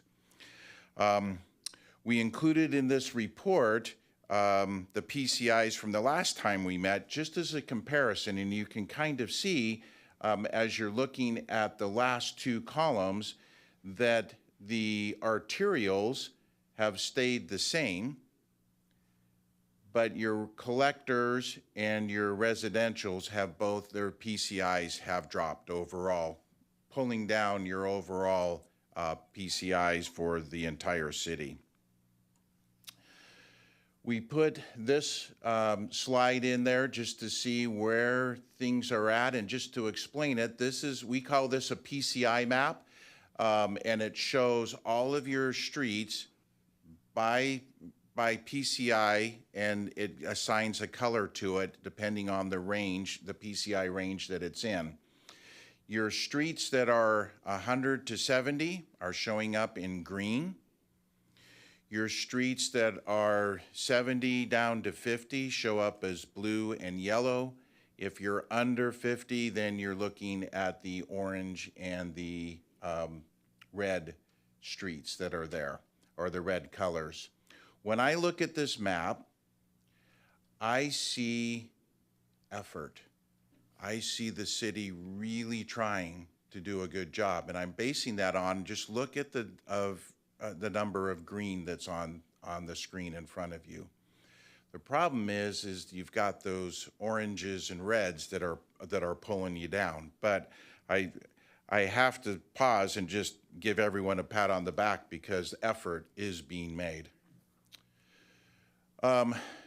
This report's not going to be complete in terms of understanding your pavement and street needs without getting into the funding needs. And so let's look at that right now. This is a graph where it's similar to what we presented last time. And we reran all of the same scenarios that we did when we were here a year ago.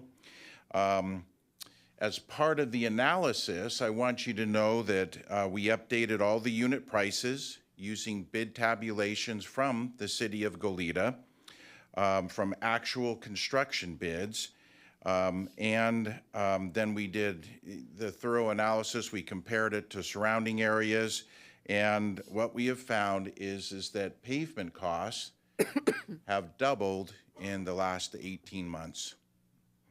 But let's look at each of these different scenarios.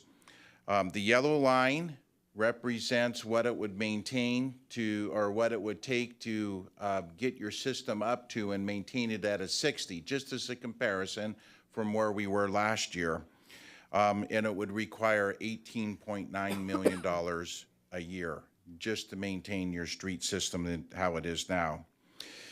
The cost to maintain your current average of 58 throughout the city is $18.3 million per year.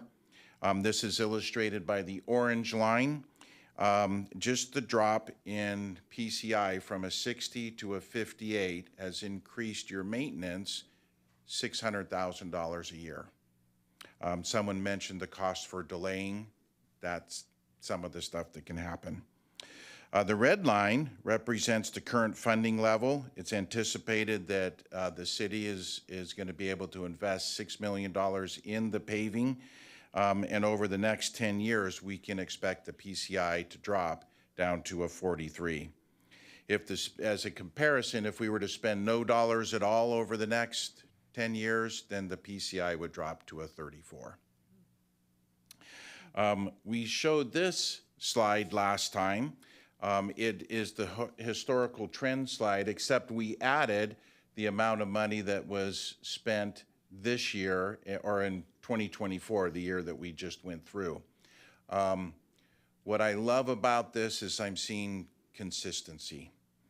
And I think that that's really important, you know, and if I were to set any kind of a goal for city streets, I would want to see consistency, commit to, fund, and execute paving projects. Okay. Some good news. Remember I showed you there was a lot of green lines out there. Let's review what was happening here. Over the last 3 years, the city has completed treatments on 11.6 centerline miles. I should have figured out how far that got us up or down the road, but that's still pretty good. It represents about 13.6% of the pavement area. So feel good about that. It's that dedicated effort is really vital to the city's pavement system. I want to just pause for a moment and just talk about some of, I mean, this is kind of a reality check. It's the ongoing funding pressures that are affecting the paving projects. Should that needed to have an A, or is an E correct? Any English professors? I think it was supposed to be an A. Suddenly I just looked at it and it went, when it's really big like that, it looks like, okay, I got it. Okay, that was me. I became an engineer, so I didn't have to do English. Anyway, let's talk about it. The impacts that we're going to be seeing. Impact traffic volume. We've seen more cars on the streets. We're experiencing that when we drive around. And that, of course, just adds more weight, getting back to what Daniel had mentioned before, to our city streets. Increased vehicle weights. EVs, whether we're talking about cars, trucks, or buses, on average are about 30% heavier than their comparable gas-powered vehicle. So what does that mean? Well, knowing that the equation is exponential, we ran some different numbers, and what we found is that that 30% increase in weight will actually consume the pavement life 3 times faster. So that means our 20-year design life road will last 7 years if every vehicle were electric. And the double whammy is currently the EVs aren't contributing to the gas tax, which funds a major portion of the your road system. Increased construction costs. We've kind of touched on that already and seen the impact of that. Weather, when streets are in fair or poor condition, there are more cracks. So when it rains, that water gets in there, again, going back to Daniel's explanations earlier. And then there's unfunded regulations that are putting pressure to divert money away from paving into other types of ancillary items.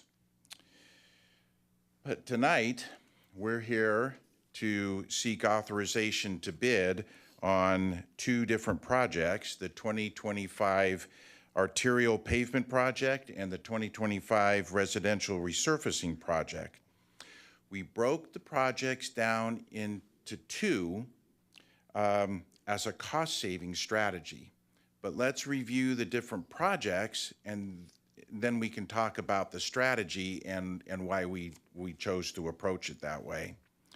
So the first project, the 2025 arterial project, is it includes 3.1 centerline miles of arterials. The treatments are going to range from dig-outs to surface seals and overlays, and we're even doing an FDR, or a full depth reclamation, on one of the streets. We have some base bid streets and alternate streets that we've pulled together. Base bid means these are the ones that we feel confident that we're going to be able to afford, depending on the bid prices. And if we get good bid prices, then we can start picking off some of the alternate streets and adding them to the project. So in the base bid, we've got Cali Real from North Kellogg to the city limits. We've got a portion of Berkeley Road. Hollister Avenue is, portions of Hollister Avenue are being touched with this project. And in the alternates, we're looking at Stork Road and another segment of Cali Real from Calaveras to Sonoma. And we're picking up another section of Berkeley Road. And then we've got Cali Real from Salisbury to Rochester, that slide that Daniel showed that was a 19. Again, we're trying to use critical point selection and management and pick from all of the different areas throughout the deterioration curve. Let's see, on the 2025 residential resurfacing project, that includes 2.1 centerline miles of residential streets, and the treatments include dig-outs, thin maintenance overlays in the travel lanes, and then we're topping it with a slurry seal. Now, I want to make sure that we address this, because if you look, you're seeing those streets, the residential streets, also showing up in the arterial package as well. First of all, we're not double counting the miles. Those miles are not being doubled, but what we've done is we know that the slurry seal streets, which are shown in this package, needed some dig outs. They needed some maintenance overlays in the travel lanes. Well, interesting fun fact, slurry seal contractors are specialized. And there's not a lot of them in California. In other words, not every city has a slurry seal contractor. They have paving contractors throughout in every city, but not slurry seal contractors. It takes specialized equipment, and so there's probably half a dozen or more throughout the state of California. And they typically hire local contractors to go out and do all of the prep work, all of the localized dig-out repairs or any paving work that they need to have happen. And so our strategy that we wanted to employ here was to avoid the markup that the slurry seal contractor would use for a paving contractor, and put those dig-outs and any localized repairs that needed to happen in the paving project, and then save all of those costs. So that was our cost-saving strategy. Again, looking for any way that we can to stretch the dollars. I'm going to share that if we're able to do all of the projects that are shown up there, base bid and the alternates, it could have a positive impact of 2 PCI points for the city. You're covering 5 centerline miles of road. I mean, we're covering a lot of ground with these projects. And so that was an interesting fact. Now, in preparation for this, someone said, well, that's really cool. What's happening with Project Connect and what kind of impact is that going to have? Because there's a lot of paving that's been going on with that and will go on with that. And from what we were able to calculate, Project Connect, when it's done, should have a 1-point PCI impact on the project, on your street system.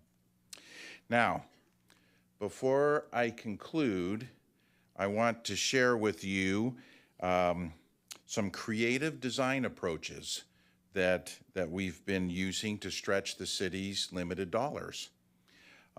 On the left is Cathedral Oaks from Evergreen Drive to Winchester Road. This this section or this segment was just paved as part of last year's project, just completed. The initial pavement evaluations revealed that the pavement was structurally deficient by 3.5 inches of asphalt, which means that it wasn't up to carrying the loading that the heavier vehicles that were traveling on it and the amount of vehicles. And so in order to do that, it needed more inches of asphalt to make it more structurally adequate. And the paving conditions certainly warranted some type of rehabilitation. The initial estimate cost, the initial estimated cost to address the structural deficiencies were $5 million for just that one section. PEI worked with the city to develop a value engineered approach, and the final approach focused on milling and replacing the pavement in the travel lanes where the heavier vehicles were working, and then placing a maintenance overlay over the whole street from edge to edge, so that we made it smoother for the bike lane, for the bikes that aren't very heavy. And this resulted in a $2.7 million savings by doing that. The picture on the right is going to happen with this year's project. After deflection testing, it was determined that most of these streets were structurally adequate with only minor structural deficiencies. However, the pavement condition warranted some type of rehabilitation. And so the initial estimate that was calculated was $3.4 million to overlay everything in the whole neighborhood. PEI worked with city staff and determined that localized repairs to address the base failed areas and then strategically placed leveling courses put in just the travel lanes would address the rest of the structural needs, and then we would top it with a slurry. And so we were able to value engineer this, and it was going to be a savings of an estimated amount of about $1.4 million. These approaches and others like them are being employed when the conditions are right to do so. And we're always looking for that as part of the design effort. And with that, now I'll turn the time over to Daniel to conclude. Thank you, Joe. This is a table of the estimated cost for both projects. The engineer estimate for the base bid for the 2025 arterial pavement project is estimated $8.1 million, and the alternates is estimated $7.8 million, a combined total of $15.9 million. The 2025 residential resurfacing project is estimated at $765,000. There are no alternates in that project. I would like to note that the total cost shown at the bottom of the slide is completely new. We did not have an estimated total cost before. However, we wanted to add it to show the estimated cost for both projects, which is $21 million. Our recommendation for council is to authorize staff to advertise a notice inviting construction bids for the 2025 residential resurfacing and arterial pavement project. We are open for questions. Thank you. Councilmember Kiriakou. Thank you, Madam Mayor. I remember being here, I think it was coming up on 5 years ago, and our then Public Works Director, Charlie Ebling, was putting a choice in front of us, which was you can pay a lot now, or you can pay a lot more later. And I think what this presentation kind of brought into sharp relief for me was later's here. So my first question is about collectors. Can you give us some examples of collector roads that would be in the city of Goleta? Is Berkeley a collector? Is South Kellogg a collector? Which roads would you describe as collectors? Super great question. Thanks. Sorry, protocol. Madam Mayor and Councilmember Carioco. Close enough. Okay. Yes, Berkeley is a great example. Stowaway is another good example. Moving over to the other side of town,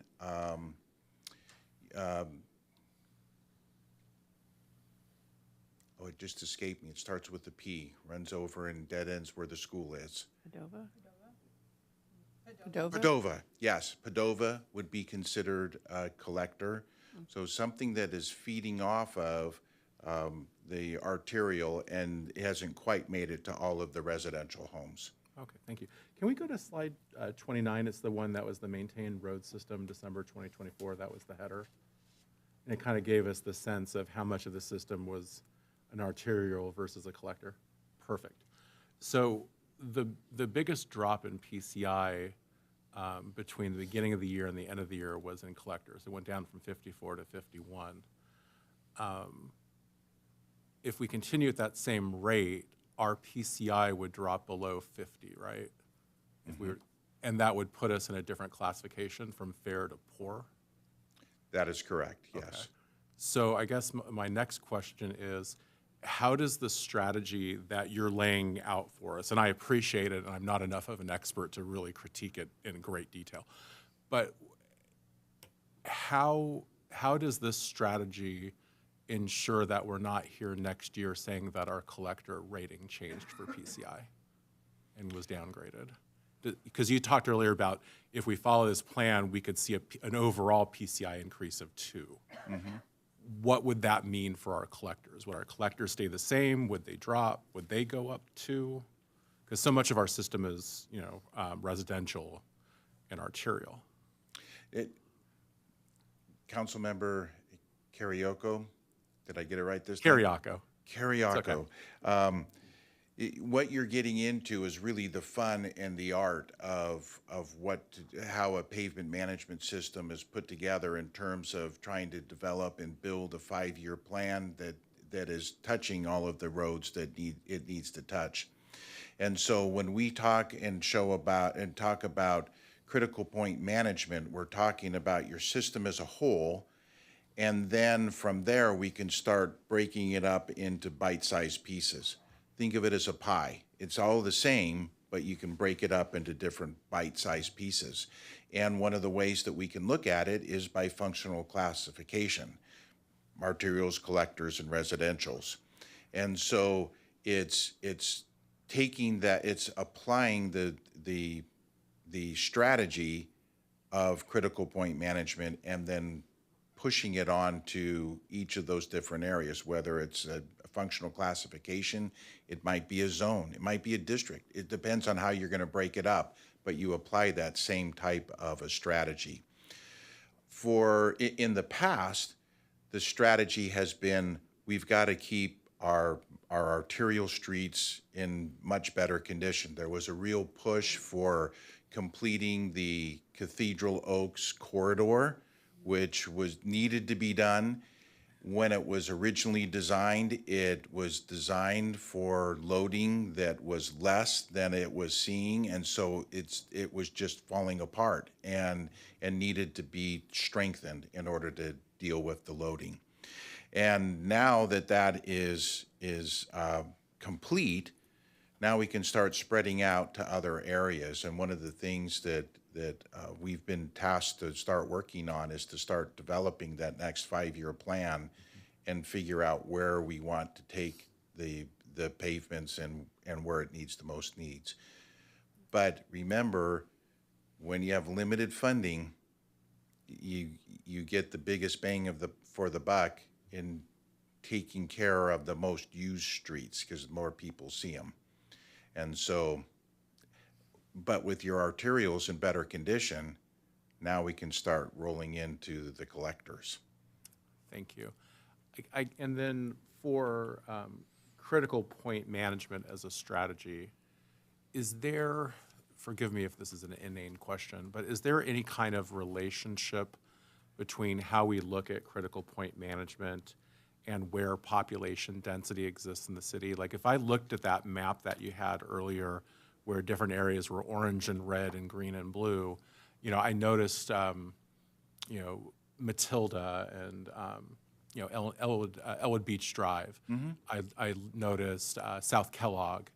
I noticed, you know, Dearborn. Some of the streets and roads and cul-de-sacs that have really high population densities where you have hundreds and hundreds of people living within a very small kind of tight area, and in many cases not enough parking for all the vehicles that reside there. Do you see there being a relationship between those kind of segments of the city and the need to really drive home the critical point management approach and get in there, or do you think it's really just more you just kind of look at the pavement as it comes and you deal with it when you deal with it?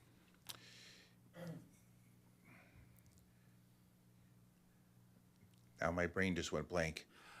Think about it like Councilmember this. I'm trying to Karaoke. see, is Oh, there a causal relationship between high residential points of density and the need to invest more often, because those are critical points that need more regular slurry and all that? Got it. I follow you. Okay. The answer is yes, that's another way, a filter that you can use. Remember, we've got limited dollars, and so we got to figure out where the best place is to use that. And absolutely being able to use it in high population areas, high density areas is a strategy that can be applied to be able to get it to the most people. So yes, And then my last question, and forgive me, I'm going to divert a little bit, but you brought up the upcoming 5-year plan. How will that plan fit with our housing element, which really cites residential development going forward on certain portions of Hollister Avenue, the Los Carneros corridor, and a couple other places?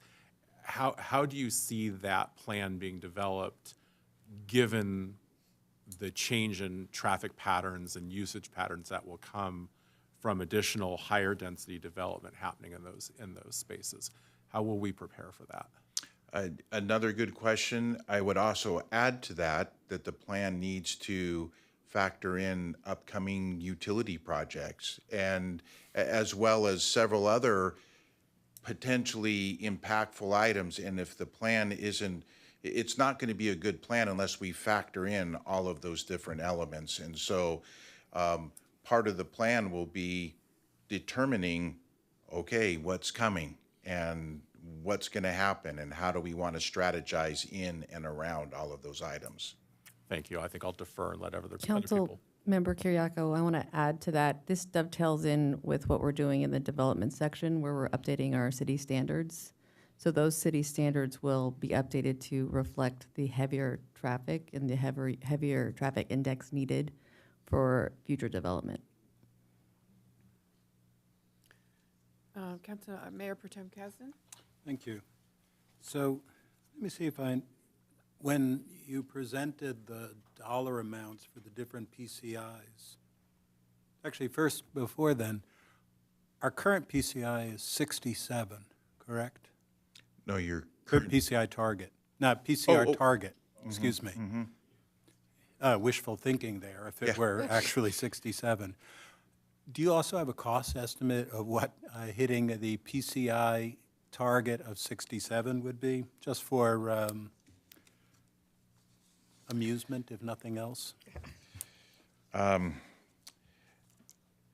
Perotti and Councilmember Kasdan, yes, I do. That is anticipating a question like this might come up.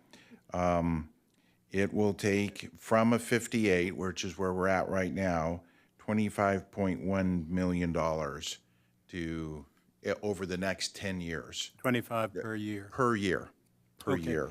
Now, I wanted to ask about those estimates, because I wasn't clear, because the 5-year study hasn't been done yet. So for those estimates right there, how site-specific are they? In other words, what, do you have a data set right now that's, here's all the roads, and here's the types of, this one we could do a slurry seal, this one we could do, we would have to do rehab, et cetera. So what is the basis for those various, if we have a PCI target of 60, here's what it implies. You would be able to show, here's the different projects sort of over the next 10 years, and that's true for a 61, for a 63, et cetera?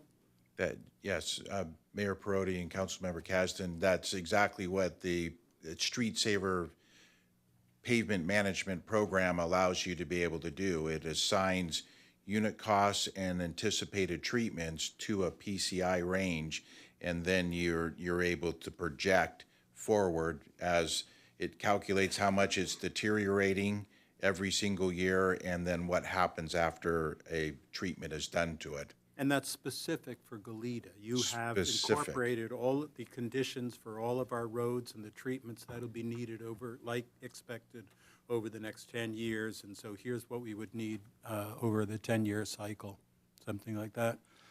Okay. And those dollar amounts, there's no discounting involved that a project 10 years from now is treated differently than a project now. It's all current money. Current dollars. Okay. I guess, the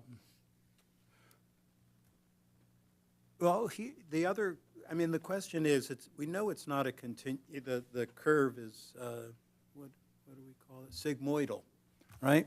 Okay. Yeah.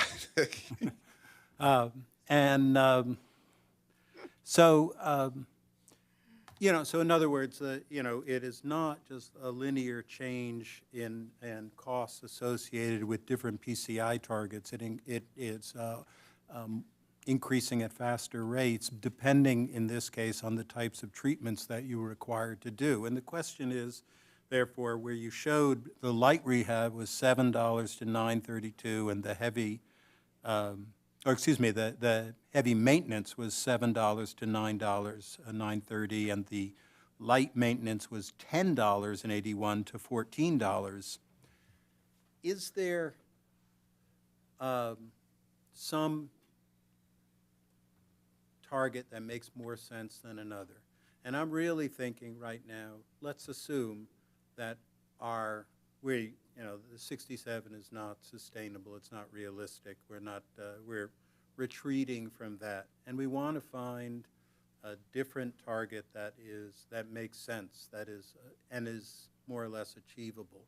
Is there something in there that gives us the opportunity to have more of the heavy maintenance relative to the light rehab? They're all within the same range of PCI. Or, because it's not linear between even 58 to 60, et cetera. Does one have you calculated that one of these is sort of, makes more financial sense than another? It keeps our unit costs lower?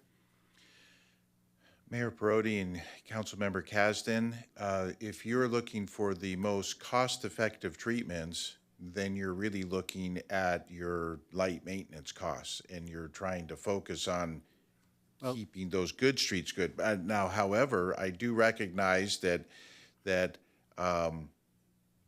you've got a lot of streets that we need to rehabilitate, and that's why we're looking for strategies that, even though the program may say you have to do a heavy overlay on this street because the PCI range is between here and here, we look for ways to be able to try and stretch that, which is what we were.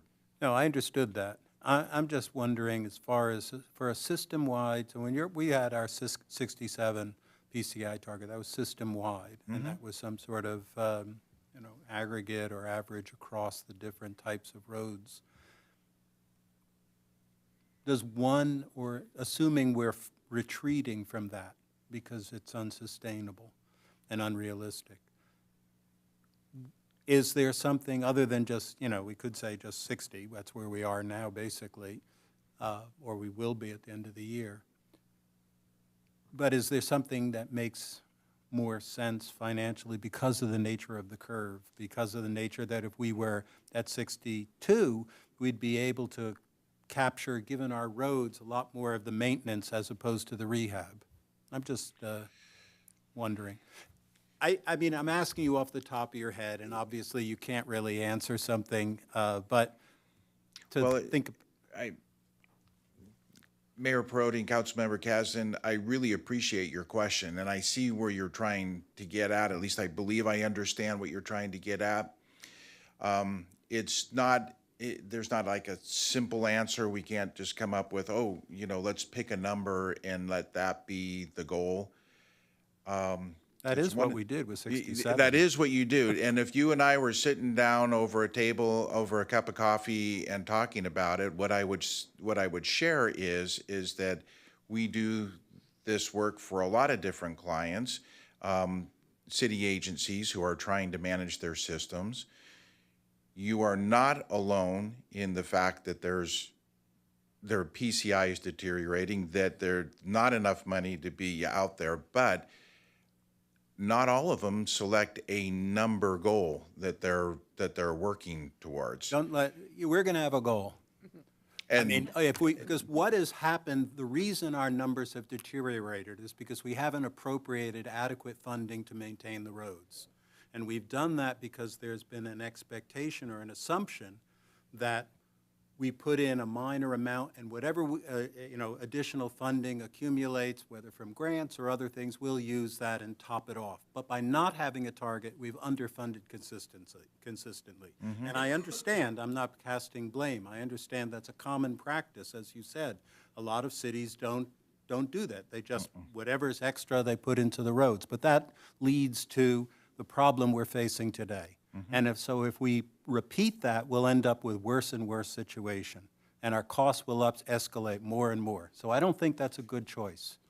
And the question is, what will be the choice that we choose? What will be the target? We want to have something that we think makes sense, something we can afford, something we can commit to, and financially that is appropriate.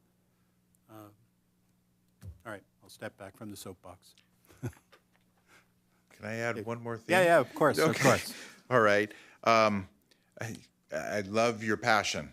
And can I take you around to other city council members, other city councils that are only, they don't even think of pavement, some of them, and which is scary to me. If you pick a number, I think numbers are okay. The state picks numbers. For a long time, the goal was we want to hit 70 because 70 is that magic point where theoretically you're more in a maintenance mode instead of a rehabilitation mode. The state now has put a number on the SB1 funding, and you've got to hit an 80. And if you hit an 80, then you can use that money for other things if you want to. But if you're not at an 80, then there's all of this paperwork and all of this regulations that you have to deal with. The reality is I think there's probably like 2 cities that are in the whole state of California that are 80 or above, and that's because they're brand new. And so you give them any kind of time and they're not going to be at an 80 any longer. So that's a very unrealistic number and unachievable for most cities. I would say that no matter what number you pick, the part of the goal needs to be committing to funding at whatever level you can fund to and executing an annual paving project and put it together. And I commend the city council for expediting that with more of a 3-year contract system that allows everything to line up so that projects can get out to bid. in the wintertime when the prices are going to be the best. Your system before was off, that you were trying to bid in, after July, and you were at the highest levels that you could be at. Everyone's busy, so they're just throwing numbers at you guys, and that's not what we want. We want strategically planned and executed projects. Well, I guess I'd say the more we have a plan in place, the more we have, clear what our goals will be, the better it can be anticipated what needs to be done. As you say, we can bid at the right time of year. We can aggregate contracts if that makes sense. We can do these things that'll save money if we know we have a roadmap where we want to go. So, okay, thank you. Councilmember Smith. Thank you. My questions relate more as it relates to the budget numbers and the estimated cost. So just to make sure I'm clear, it looks like in the last few years, the city had committed around $5 million per year towards the pavement project. And then in the staff report, it suggests that we have funding available for the base bids, which is around $12 million. Is that correct? Councilmember Smith, I believe the base bid adds to about 10 million. 10 million, okay, thank you.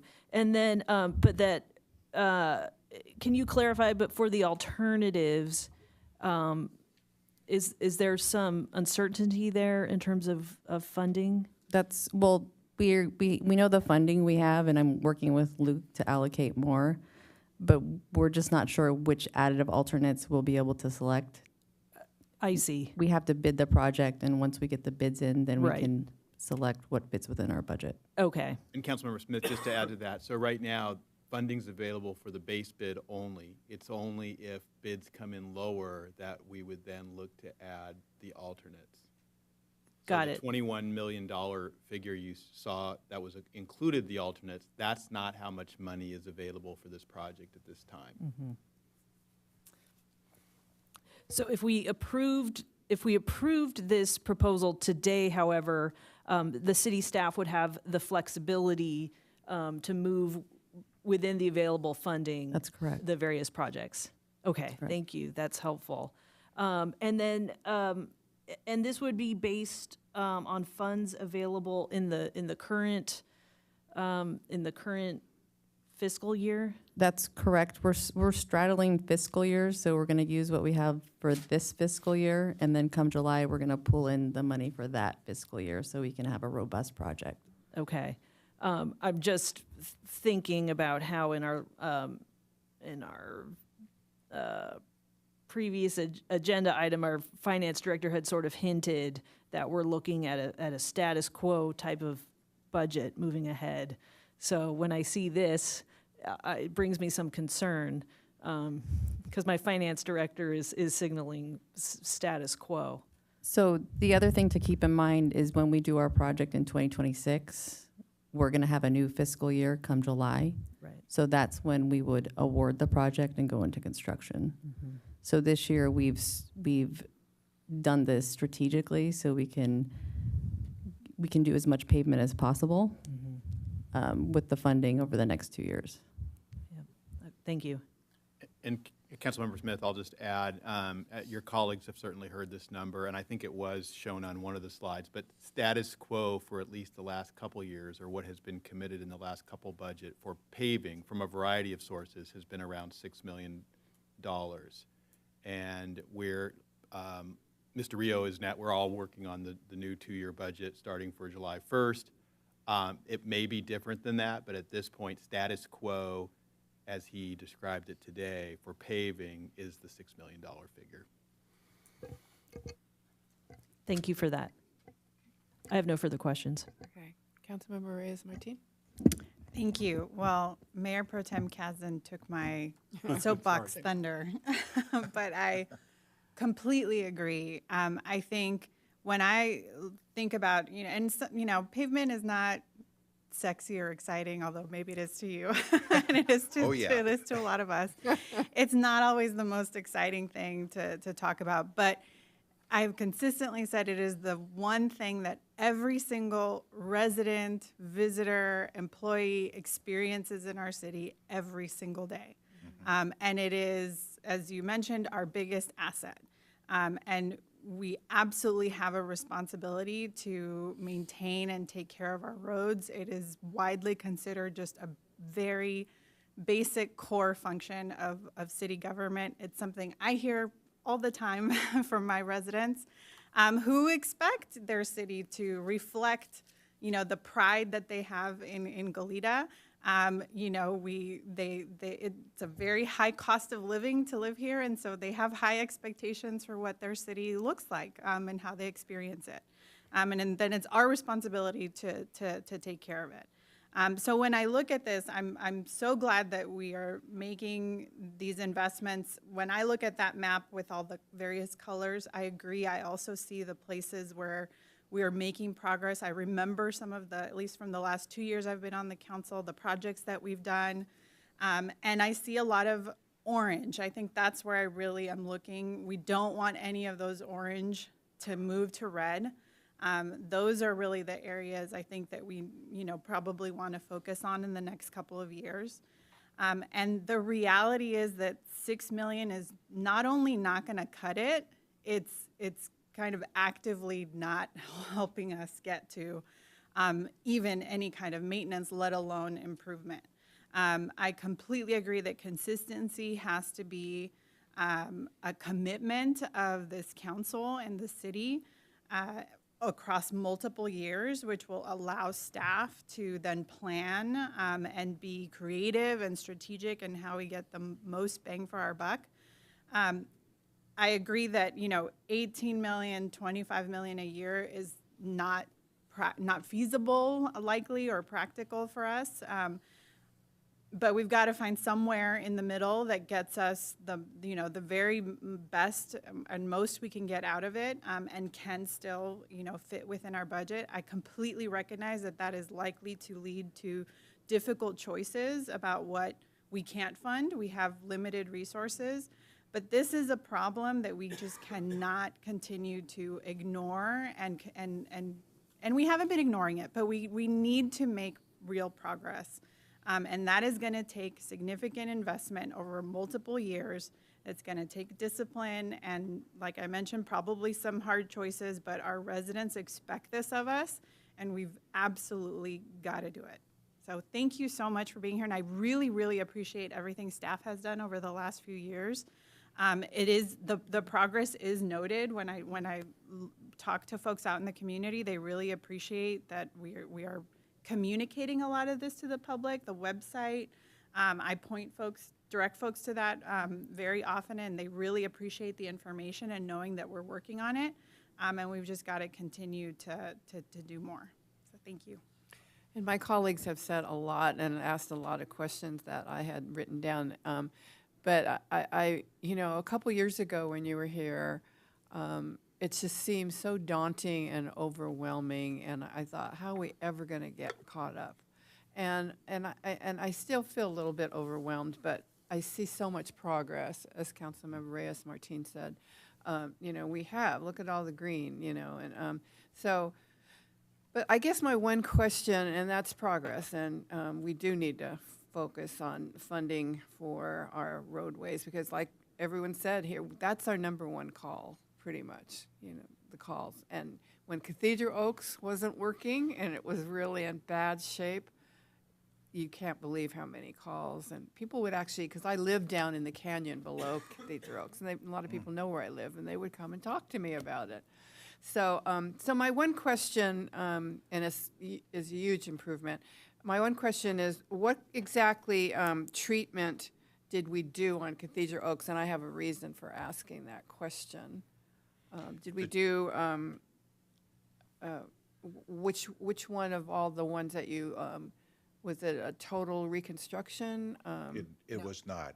It was, I would consider what we did on the segment between Evergreen down to Winchester. Mhm. It was it was a more of a maintenance level treatment. We we focused in on the lanes itself. As you know, the striping changed out there, and Sure. so we adjusted the plan so that it would work with the new striping, and we worked at beefing up those parts of the roadway, and then overlaid the whole roadway. But the whole section, there's portions in there that if we were to rechange the striping on the road, we would start seeing deterioration rapidly. Okay. Okay, and I think the reason I asked that is that I'm not familiar with the name of the street. I should know it, but there is a quarry down there. It's in the county property, and massive amounts of quite a few trucks go back and forth. I'm wondering how that road is going to hold up. And it's not in the city, it's in the county. I think they ask us for a permit every once in a while, so I don't think there's any money that goes along with that, but maybe in the future. I'm sure that, that's why I'm asking for that question. I'm wondering how long that's going to hold up with all those trucks that are using that road with full loads. Mayor Perotti, great question. We've calculated, we've tried to calculate that in using the traffic index, and as we've talked about before in previous sessions, that the traffic index is like a bank account of loading, and that every time a heavy vehicle goes across the road, there's a withdrawal. And you could use up the bank account really fast, or you could use it up slower, but as heavier vehicles are on it, it's going to go faster. Yeah. And so we've tried to account for that, but if those trucks are used or increased at all, then we're going to see, the life going down quickly. Okay. I can't put in an exact number. I No. can't say like 2 years or something like that, but. Okay. All right. Thank you. Councilmember Cassidy, do you have Yeah. more to say? I do have more to say. So first, I guess, could you put up the chart that was the 10-year projection with the 4 different graphs? Yeah, and S5 is the one that shows $6 million a year current funding. And as Correct. you could see, it falls. So if we just maintain current spending, we're dramatically decreasing the quality of the roads such that we're falling out of the opportunity to just have light maintenance or rehab and into heavy rehab. We're increasing our long-term costs significantly. And to me, that isn't, it's not an acceptable path to go. So I'm hopeful that we'll see in the budget that when it comes up, funding's a path, at least, show us an alternative that shows, 60 or 58 or something like that, because as we drop down the costs, as we allow the PCI to fall, our costs are going to dramatically increase. And I would add one other observation. When we passed Measure B, I guess it is it Measure B? What did we emphasize? We emphasized deferred maintenance. We emphasized pavement. These were the things that we highlighted to the public was the rationale. You didn't. You're standing there. It's okay, I'm a messenger. But that is the message that we had to the public of why it was essential that we pass that tax. And so I can't see how we can just ignore it and hold faith to what we committed to the public. And so that's it. Thank you. Councilmember Carriaco? I think that's the perfect segue to what I wanted to say, which is I used to work for somebody who had an expression that I really liked. You can't give what you ain't got. I was just looking at the meeting of November 2nd, 2021, and we were talking about our 2022 pavement rehabilitation project. Our general fund adopted budget contribution to the pavement project was $730,000. Our total FY 21-22 adopted budget for the pavement project was $2,643,822. Now, why is that? 2020 was a bad year. 2021 was a bad year. We didn't have the resources. We didn't have an assistant public works director. I think we had 2 engineers on our entire staff. We had lots of vacant positions. We had lots of work being done by contractors that were being managed by contractors. And at the end of the day, I'm glad that this council has gotten to a point where we were able to go out to the public and get the resources. And now it's incumbent, as Councilmember Kasdan said, it's incumbent that we spend them and that we spend them in the way that we promised. And yes, fixing our roads was top of the list for everyone that I talked to during the 2022 discussions about Measure B. Absolutely, 100%. But I think it's important that we recognize that the lack of resources that were invested into our pavement program in 2020, 2021, 2022, and the fact that those pavement programs are really lagging numbers because the work generally gets done in the subsequent year. You plan in one year, you execute in the next. There was a period of time where we just didn't have the resources to fix our roads up the way we wanted to maintain our roads the way we wanted to, and the way our public expected us to. They've since invested more resources in us via the sales tax, and it's important that we hold faith now. So I'll get off my soapbox, and let's go spend the money and get it done. Well, when I started on council in 2010, we were putting in 500,000. That's it. So it didn't go up very much. So yeah. I think that's back when hope was a plan that revenue neutrality would disappear and we would just have $7 million a year. Exactly. Somewhat. Yeah. Do we have any speakers? If there are any members of the public on the Zoom webinar who wish to speak, would you please use the raise hand feature and I will call upon you. I do not have any paper requests to speak forms, and there are no hands raised at this time. I know, I thought we'd have way more people to comment on this. I'm actually quite surprised. Okay, back to council. They're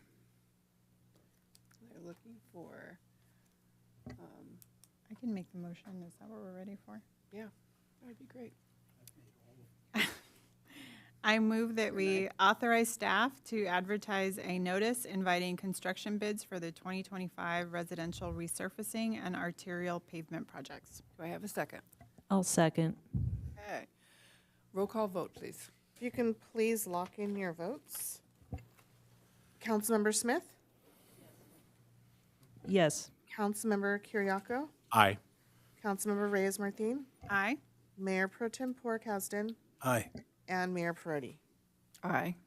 Ayes have it. Thank you so much. We always appreciate your presentations. Thank you, Daniel. Thank you for the compliment. Thank you. Okay. You ready to move on? Last item? Item D3, first reading of ordinance amending Title 15, Chapter 15.03 of the Galena Municipal Code for an energy performance reach code. Okay.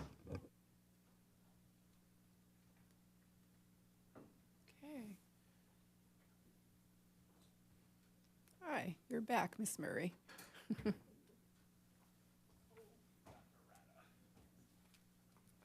you. Good evening, Honorable Mayor and council members. We're going to shut down this presentation and load it, but in the meantime, I'm going to tell you what we just distributed. We just replaced the title of the ordinance and the section code amendments, the subsection titles, to the appropriate section of the code. So instead of electrical code, it's energy code. So no content changes, just labeling. There's also a copy of this provided to the public out by the agenda table. Okay, great.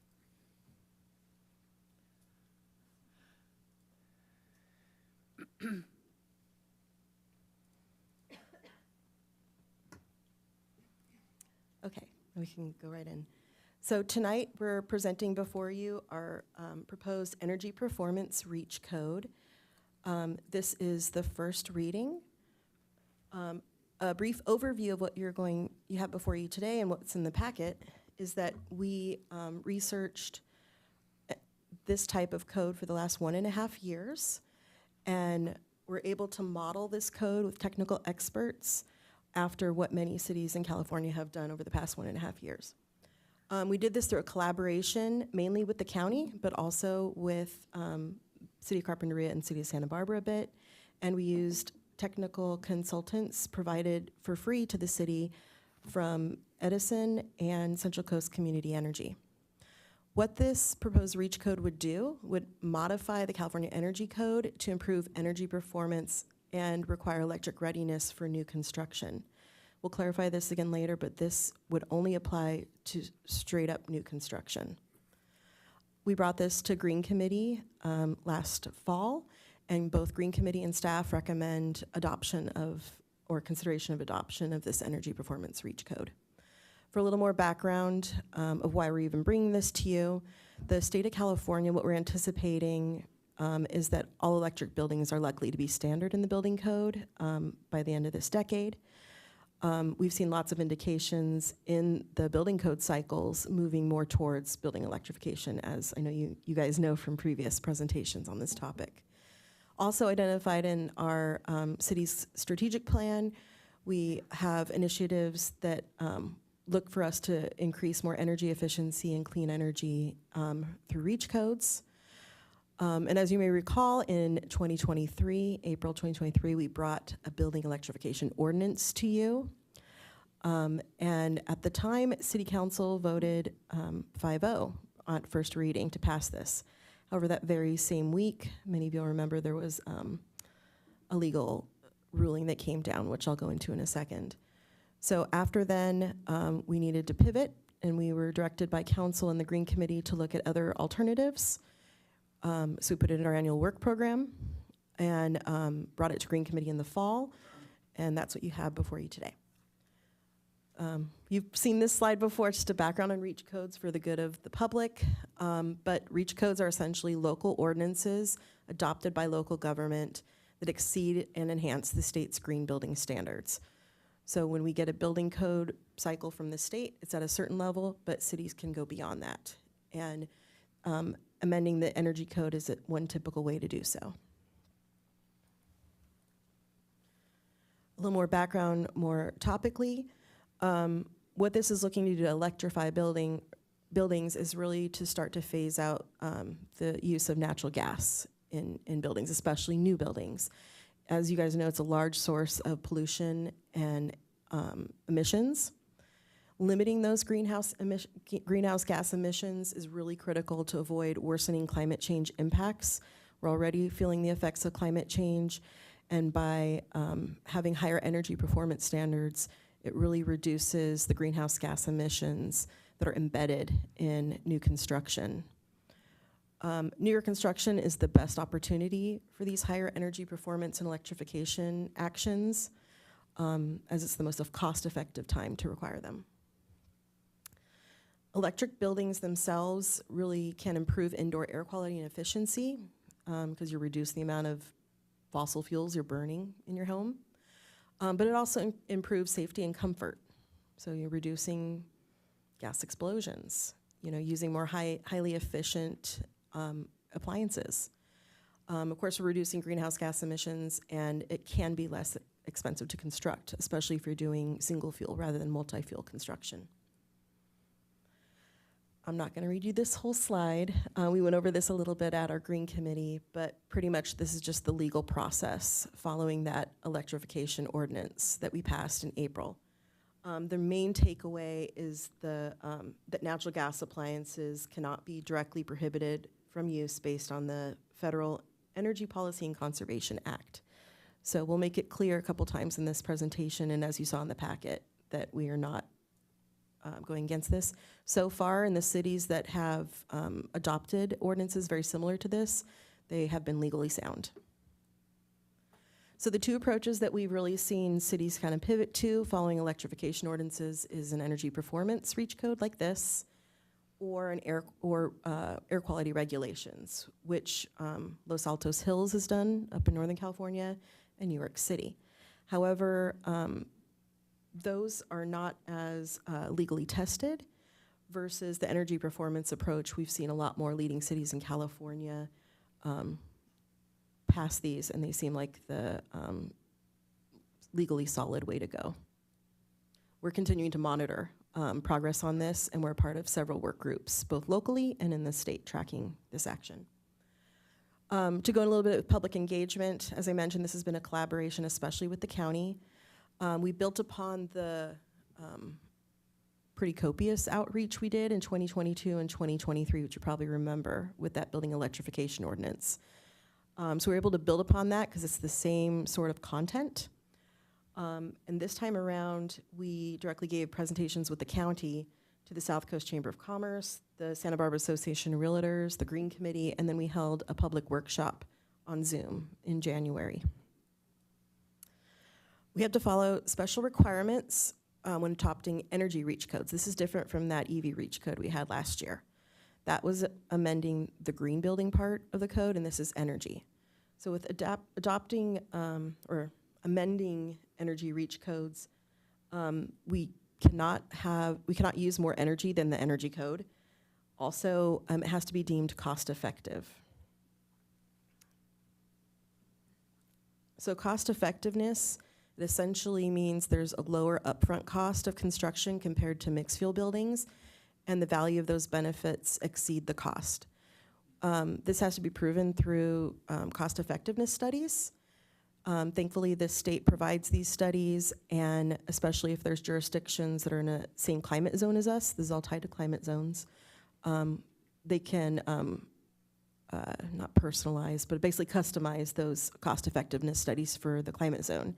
Thankfully, City of Santa Monica did this energy performance reach code in September, so we're able to utilize those cost effectiveness studies. And then also different from the EV reach code, we need to submit this to the California Energy Commission, and it goes before a meeting of them, like a hearing before it gets fully adopted. So some key elements of the energy performance reach code before we go in the details is that it really is getting more towards a higher energy efficiency in new construction. It allows for a lot of flexibility in custom design.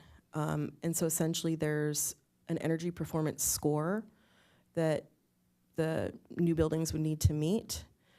And through that, basically this energy performance score serves as a proxy for greenhouse gas emissions. And it would essentially require a certain score is above and beyond what the state requires. So you could think of like the state requiring you have to get to 0, so cities could go any number above that. And this energy performance reach code requires higher energy performance for both electric or mixed fuel buildings. So any builder can still build, they have the freedom to build whichever one they want. This source energy is a good, strong metric for encouraging electrification. You can meet those scores a lot easier if you just fully electrify the building.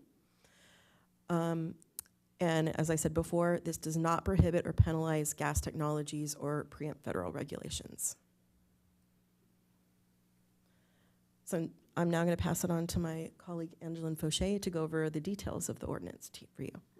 Good evening, Madam Mayor and City Council members. I was about to say y'all and had to correct myself. So just a quick overview of what this ordinance does. It requires that higher energy performance for new buildings and new buildings only. Reduced margins of compliance or exceptions are made for small single-family homes and ADUs. And also, so as we've stated, encourages electrification, but also allows for mixed fuels to be used in buildings.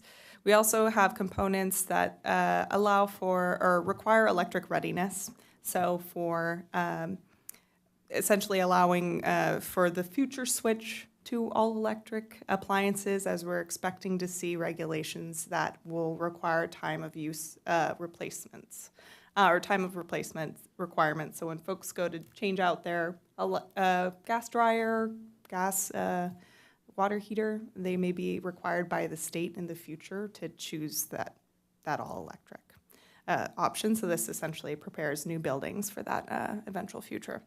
The REACH Code ordinance, and just to be as clear as possible, does not prohibit or prevent gas technologies.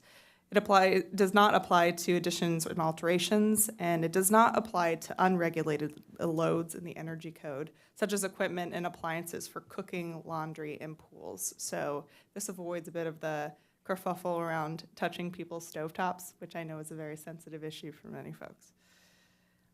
So for implementation and compliance, we got a request from our Green Committee members to kind of talk about what does this look like in implementation. So essentially, when folks go to design a new building, they're required to create Title 24 report that summarizes all of the details of their building. And within that is our energy design, EDR1 or EDR2, or source energy, depending of non-residential or residential, and it comes up with a number. And so there's a compliance software that is made free and available to the public and anybody who's looking to design buildings. And it's updated with every state code change. And so anytime there's a change in the code, it's reflected in that modeling software. And the compliance software allows like flexibility of the proposed building's energy features to kind of meet the requirements of what the state's requiring and then also what we would require on top of the state. So the compliance software just automatically calculates an energy budget for space conditioning, water heating, minimum required PV size based on the standard building design and to meet the prescriptive requirements of the energy code. And to calculate that energy design rating, a user would enter the details of their proposed building, and with the additional inputs for PV or battery storage or energy efficiency measures to basically get to that required number, which for the basic design is 0. And for us, we're proposing that we increase that number for an increased efficiency rate. So the compliance software then calculates the proposed design, energy use, and standard design based on building type and fuel use. So anything from like what type of insulation you're using, what type of window rating you're using, that essentially all culminates in the singular score, which folks already have to calculate and provide when they are going into the building process. So I just want to make that clear. So this is a part of the already normalized process of going into the application. We would just simply be requiring a higher number. Speaking of those numbers, so for single-family residential building type, we would require an EDR1 energy design rating compliance margin of at least 5 points. And buildings that are smaller, so less than 1,500 square feet, would require a compliance margin of at least 2 points, in acknowledgement that smaller buildings are inherently more efficient. And as they get smaller, it becomes more technically challenging to kind of meet that higher score. And we explicitly call out within the ordinance an exemption for ADUs at this time due to state requirements and also some legality, I think that Dana will touch on later, maybe in questions. I want to note that for multifamily residential, we focus solely on low-rise because that's kind of what we're expecting to see within throughout this next code cycle, as this would only be in effect for the rest of 2025. And so a source energy compliance margin of at least 7%. For non-residential hotels, 7%. Small restaurants, 2%. Office buildings, 14%. And all other non-residential building types is 7%. And these numbers are mirroring City of Santa Monica's and are mirroring what is allowable within the cost effectiveness studies from the state. So these numbers are pulled from that. We have several attachments that kind of break down these numbers and how we arrived at them. So this is very technical, so hang in there with me. How does it work? So these Title 24 reports generate compliance scores for new buildings to be constructed. And so this middle section here that says mixed fuel, gas, and electric, this is your standard design. Imagine coming in, you're looking to just build a home that has both gas and electric. So gas, space water heating, electric water heating. And there are options for these folks with this EDR of 0 to meet that higher compliance margin. On the left-hand side, we have all electric. So simple and easy way for folks to meet that higher efficiency requirement would just be all electric. So we're talking about electric space heating, electric water heating. But if folks really wanted to keep their gas space heater or water heater, they can do so, but just would require increased efficiencies, more solar perhaps, or battery storage to kind of meet that higher requirement. So essentially just, it's a yes and policy. And so breaking that down with a little bit more of a visual here, here's your standard EDR1 home. We have the yellow, more electric-based technologies are highlighted there, and then we have the gas furnace here. So this is your typical, they got rooftop solar, they have a regular building envelope, LED lighting, heat pump water heater, and a gas furnace. So for the folks, if they wanted to comply with that, they could simply just go all electric, just switch to heat pump HVAC in addition to their heat pump water heater, and that would easily get them to the design score that we're looking for. Alternatively, they could keep their gas furnace and add in a battery storage system or utilize higher insulation, higher R1 rating for their insulation, or a different, more passive house design. And to clarify once again which appliances are relevant in this particular code, because I know we originally, in our original ordinance, talking about all electric development, it touched on essentially all gas infrastructure. But this particular code only emphasizes space heating and cooling and water heating, does not touch stoves, laundry, pools, or fireplaces. And so to briefly summarize some of the electric readiness requirements, single-family projects using gas or a propane furnace we would require that 240-volt wiring be put in place, reserve space in the electrical panel, and designated exterior space for future electric compressor units. For multifamily projects with individual gas water heaters as opposed to a centralized system, that would require a 125-volt receptacle and designed space for future electric switching. So that's, we've touched on this before for the electric vehicle REACH code, just making sure that folks are preparing for the future when we are going in and building new buildings, because this is the most cost-effective time to make these changes. And we wanted to also highlight the resources for lower cost all-electric buildings. There are rebates available through California Electric Homes for new electric market rate residential units. BUILD is also a program that provides rebates for all electric affordable housing. Central Coast Community Energy has its own program to support new electric affordable housing, and 3C Ren has a suite of code support and also a great tool that allows you to see what different features of an all-electric home or any efficiency measure has rebates available that folks can access when they're in the midst of developing a new home or looking to change their own existing. And so just jumping into the adoption process and timeline, obviously we are here, Q1. For first reading, we'd bring this for second reading should you choose to move forward, and public hearing, because this does, once again, amend the building code. So we would do a public hearing on the 18th. And then we would need to submit to both the California Energy Commission and the Building Commission. And California Energy Commission approval is going to take a little bit longer than what we saw for our submittal for the building codes and standards with the electric vehicle REACH code. It's just a matter of agendizing, getting on them to be able to review and approve and make sure that, yes, this is cost effective compared to the state numbers. And then also we would be able to, after their approval, essentially make the ordinance effective Q2 through Q4 in 2025.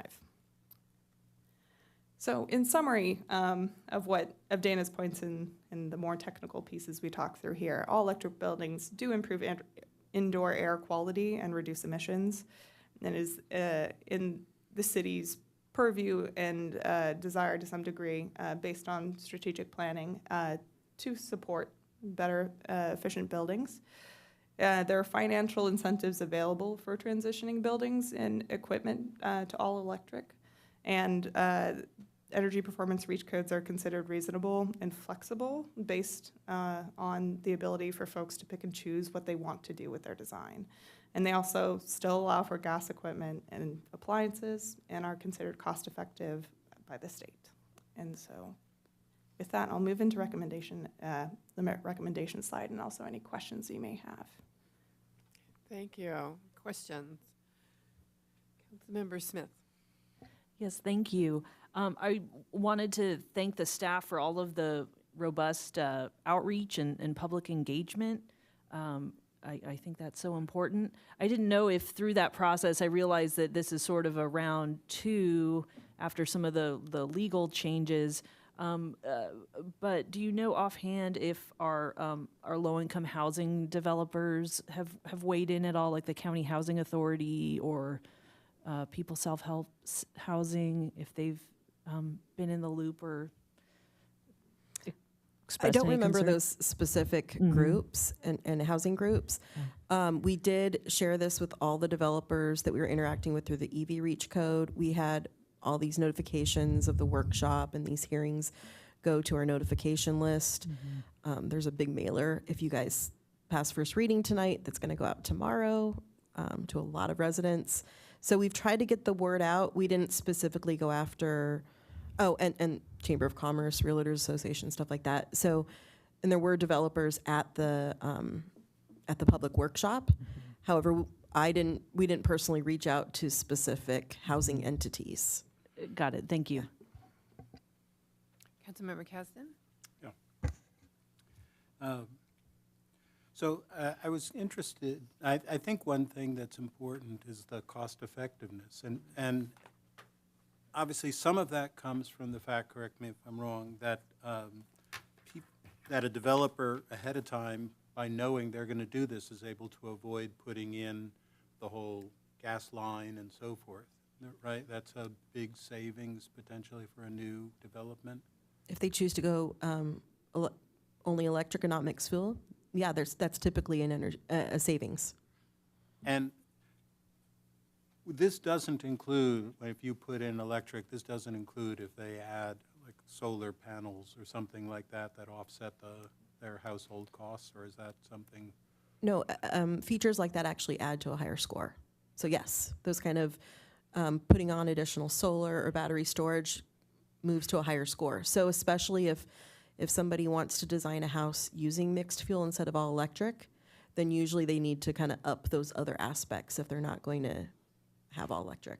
And as far as the cost effectiveness, it becomes more and more the cost effectiveness for a household, if you're supplying or relying more on electric and you're adding solar, it reduces your overall operating costs, right? Yeah, those aspects can help reduce the operating costs. So, I mean, I guess the thing that I find really attractive about this is that we're in a different time than we were when this was, talked about a year ago or a year and a half or 2 years ago. And that is, the Trump administration is, to put it mildly, unenthusiastic about climate change-related things. And it's been so politicized, as you obviously know. And so the reforms that, the expectation that a lot of things that the government might do is you have to reduce your optimism for that. So, if we look at the Kansases and the Arkansas, and, you could go across much of the country and anticipate you're not going to see a lot. But what's good, especially good about this, is by putting something together that's cost efficient, putting something together that is hypothetically in a builder's self-interest, in a homeowner's self-interest. It's something that even if you didn't give a whit about climate change, it might be something people want to do. It might be something developers want to do. It might be something that homeowners want to see. And so by us acting as models and sort of adopting some of these things, some of these ideas like this can spread as people adopt them, they see it more, and you see other cities adopting it, even those who aren't necessarily enthusiastic about climate change. So just by the process of, city adoption or household adoption, we can get some progress. So I think that's great. Councilmember Reyes-Martin.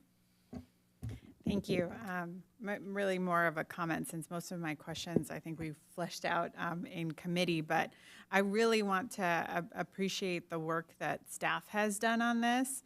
And really beyond staff, this, as was mentioned, has been a regional effort, and really throughout the state. I think there was a lot of disappointment with the court decision. When there was so much progress and momentum made, throughout the state. But, seeing how this has developed really reminds me of the saying, necessity is the mother of invention.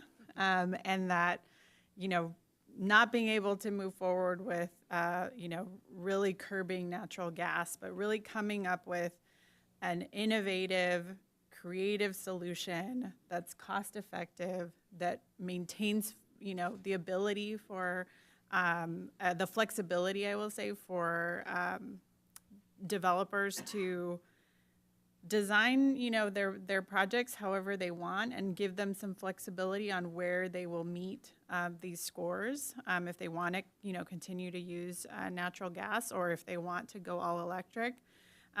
This is a process that already is kind of somewhat embedded in that process anyway. I know that was a question that I had about, like, does this add additional work? Does this, create something that's too complicated? So I really appreciate all the work that was done to kind of walk the committee through what someone has to do anyway. And that these resources are available, and that there are already experts and, other things that are available to get them there. And I do really like that this is also a regional approach that the county and other cities will do, because I think, we are probably likely to see, a lot of new projects come through, not just in Goleta, but everywhere else on, certainly the South Coast. And having us all have somewhat of a consistent approach to how we are handling greenhouse gas emissions and new buildings, I think is really positive. And those developers or affordable housing developers or the county housing authority, they will be operating under somewhat of a set of consistent goals and new codes. So I think that's really great too. So there's a lot to like here. It gives folks flexibility. It still helps us achieve some of our goals, given the limitations we have with the current that legal decision. So thank you so much to staff. Councilmember Kiriakou. Thank you, Madam Mayor. I don't have a lot more to add. That was very comprehensive, and there's already been a lot of questions asked and answered, not just today, but also at previous iterations of this when we've taken bites at the apple in the past before the laws change and other things happen. I will just say, I guess one thing we haven't really talked a lot about tonight specifically is just how forward-looking the city has been in terms of incorporating battery storage as a strategy and trying to incentivize battery storage within the city, and how that plays into the REACH code and preparing and positioning our city for the future, so that one day we don't have to have a dirty natural gas peaker plant in a residential neighborhood next to a school. And in terms of getting our city to being more resilient, this really is the way to go. And so I just want to applaud staff, as others have done. This is very important work. Climate change is real. This is another way that we respond to that.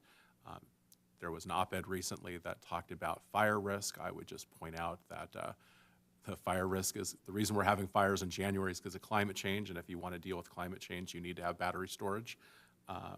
And by the way, peaker plants are fire risks too. So I think that's about all I have to say. Thank you, and let's keep this moving forward. And I'll be brief as well. Thank you so much for all your work. I know this has taken a little while to get here, a few little hiccups in the road, but here we are. I hope you can explain to me just one, what happened with ADUs? I mean, it just seems like that it's kind of disappointing. I guess I just don't really understand. Sure. It's so late last year, SB 1211 passed in the state, and that law limits what restrictions cities can place on ADU construction. So to make the ordinance simpler and to minimize exemption requests using that, we decided just to exempt all ADUs. The city that's most recently adopted this Energy Performance Reach Code, City of San Mateo, also did the same.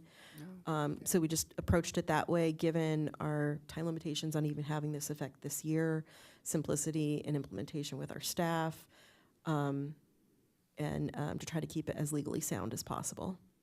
I will note that, and you probably saw this reflected in kind of the energy performance scores, that the larger buildings, like a big office building, that has the most opportunity for energy efficiency and upgrades versus the smaller buildings. They're pretty efficient by nature when they're smaller size.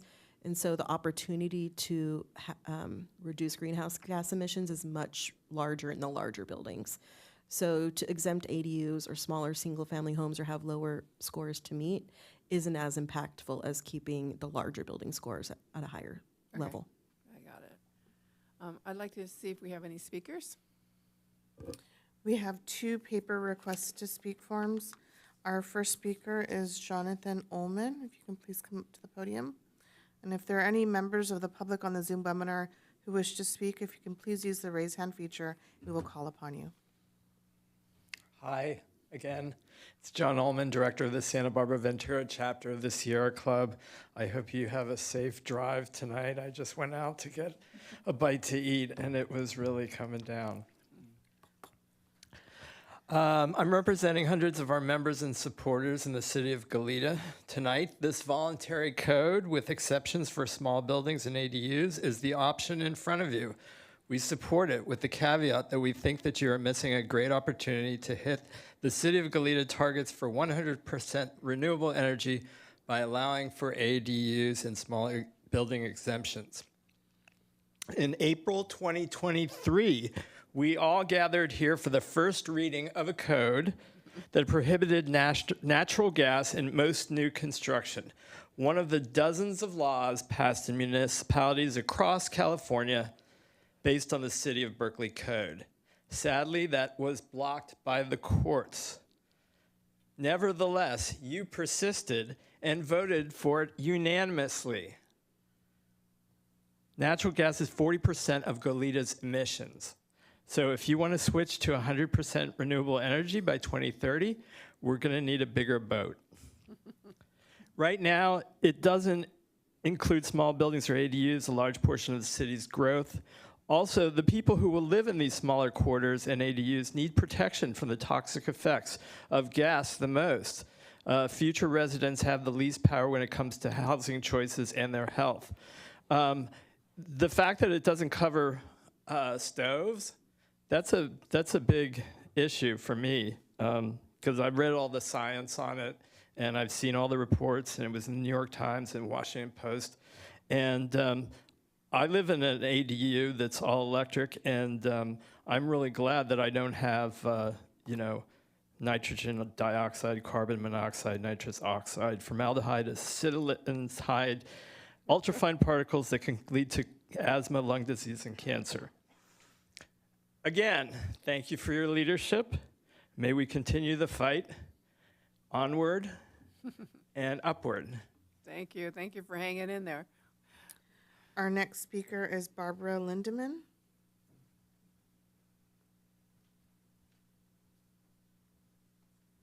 Good evening, Madam Mayor, members of the council. It's a pleasure to be here and hear the presentation from the staff. I'm here on representing the Community Environmental Council. I'm an immediate past president. I'm just termed off of 7 years being on the board. I have, I think, in your packet a letter from Michael Chiakos from our policy staff saying what I want to say tonight, which is that we strongly support this measure. I read through the resolution today, and I'm really impressed with the really careful work that the staff did. I have to say, for the first time, I really understand what a REACH measure is. You know, it's reaching toward goals that have been set by the state, that have been set locally, that we're hoping to meet with the Central Coast Community energy goals and so forth. And you're dovetailing very nicely with all of those, and you certainly laid the groundwork very well. Michael's letter shows agreement with all well, really repeats all the points that you made in your presentation tonight, and I know it's late and you're all tired. So I really want to thank the staff for a beautiful, very impressive job, and for the work that this council has been doing now, clearly for a number of years, to come to this. I do wonder, though, what is coming after 2025. It was not clear to me why this is a short-term measure, but thank you. Thank you. If there are any other members of the public who wish to speak, would you please use the raise hand feature and I will call upon you. And there are no hands raised. Have any other comments? I think we noted this in the staff report, but the reason this only goes through the end of this year is because a new building code cycle is coming out. Well, the preview's already out. So later this year, at the end of the year, our building official and planning manager will be bringing the California Building Code for your adoption. On our staff side of things, looking at REACH codes, we already in touch with an assortment of cities that regularly do REACH codes. So although this last year's EV REACH code and this one have been our first really comprehensive efforts, our intent with your direction is to potentially bake this into each building code cycle and evaluate at the front end of the cycle potential REACH code options.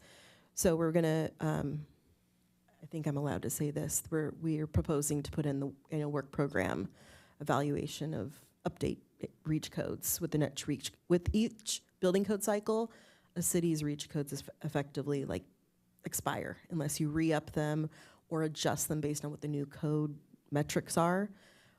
So we are likely proposing that in our annual work program. And just on timing on that, just so you know, from talking with other cities, there might not be time this year to get them in at the same time you're adopting the state code, but the intent by most cities is going to be to bring it to decision makers in the early part of 2026, so soon after. Okay, thank you. Any other questions? Not seeing any. Anybody would like to make? Who would like to make a I'm motion? happy to make the motion. Okay.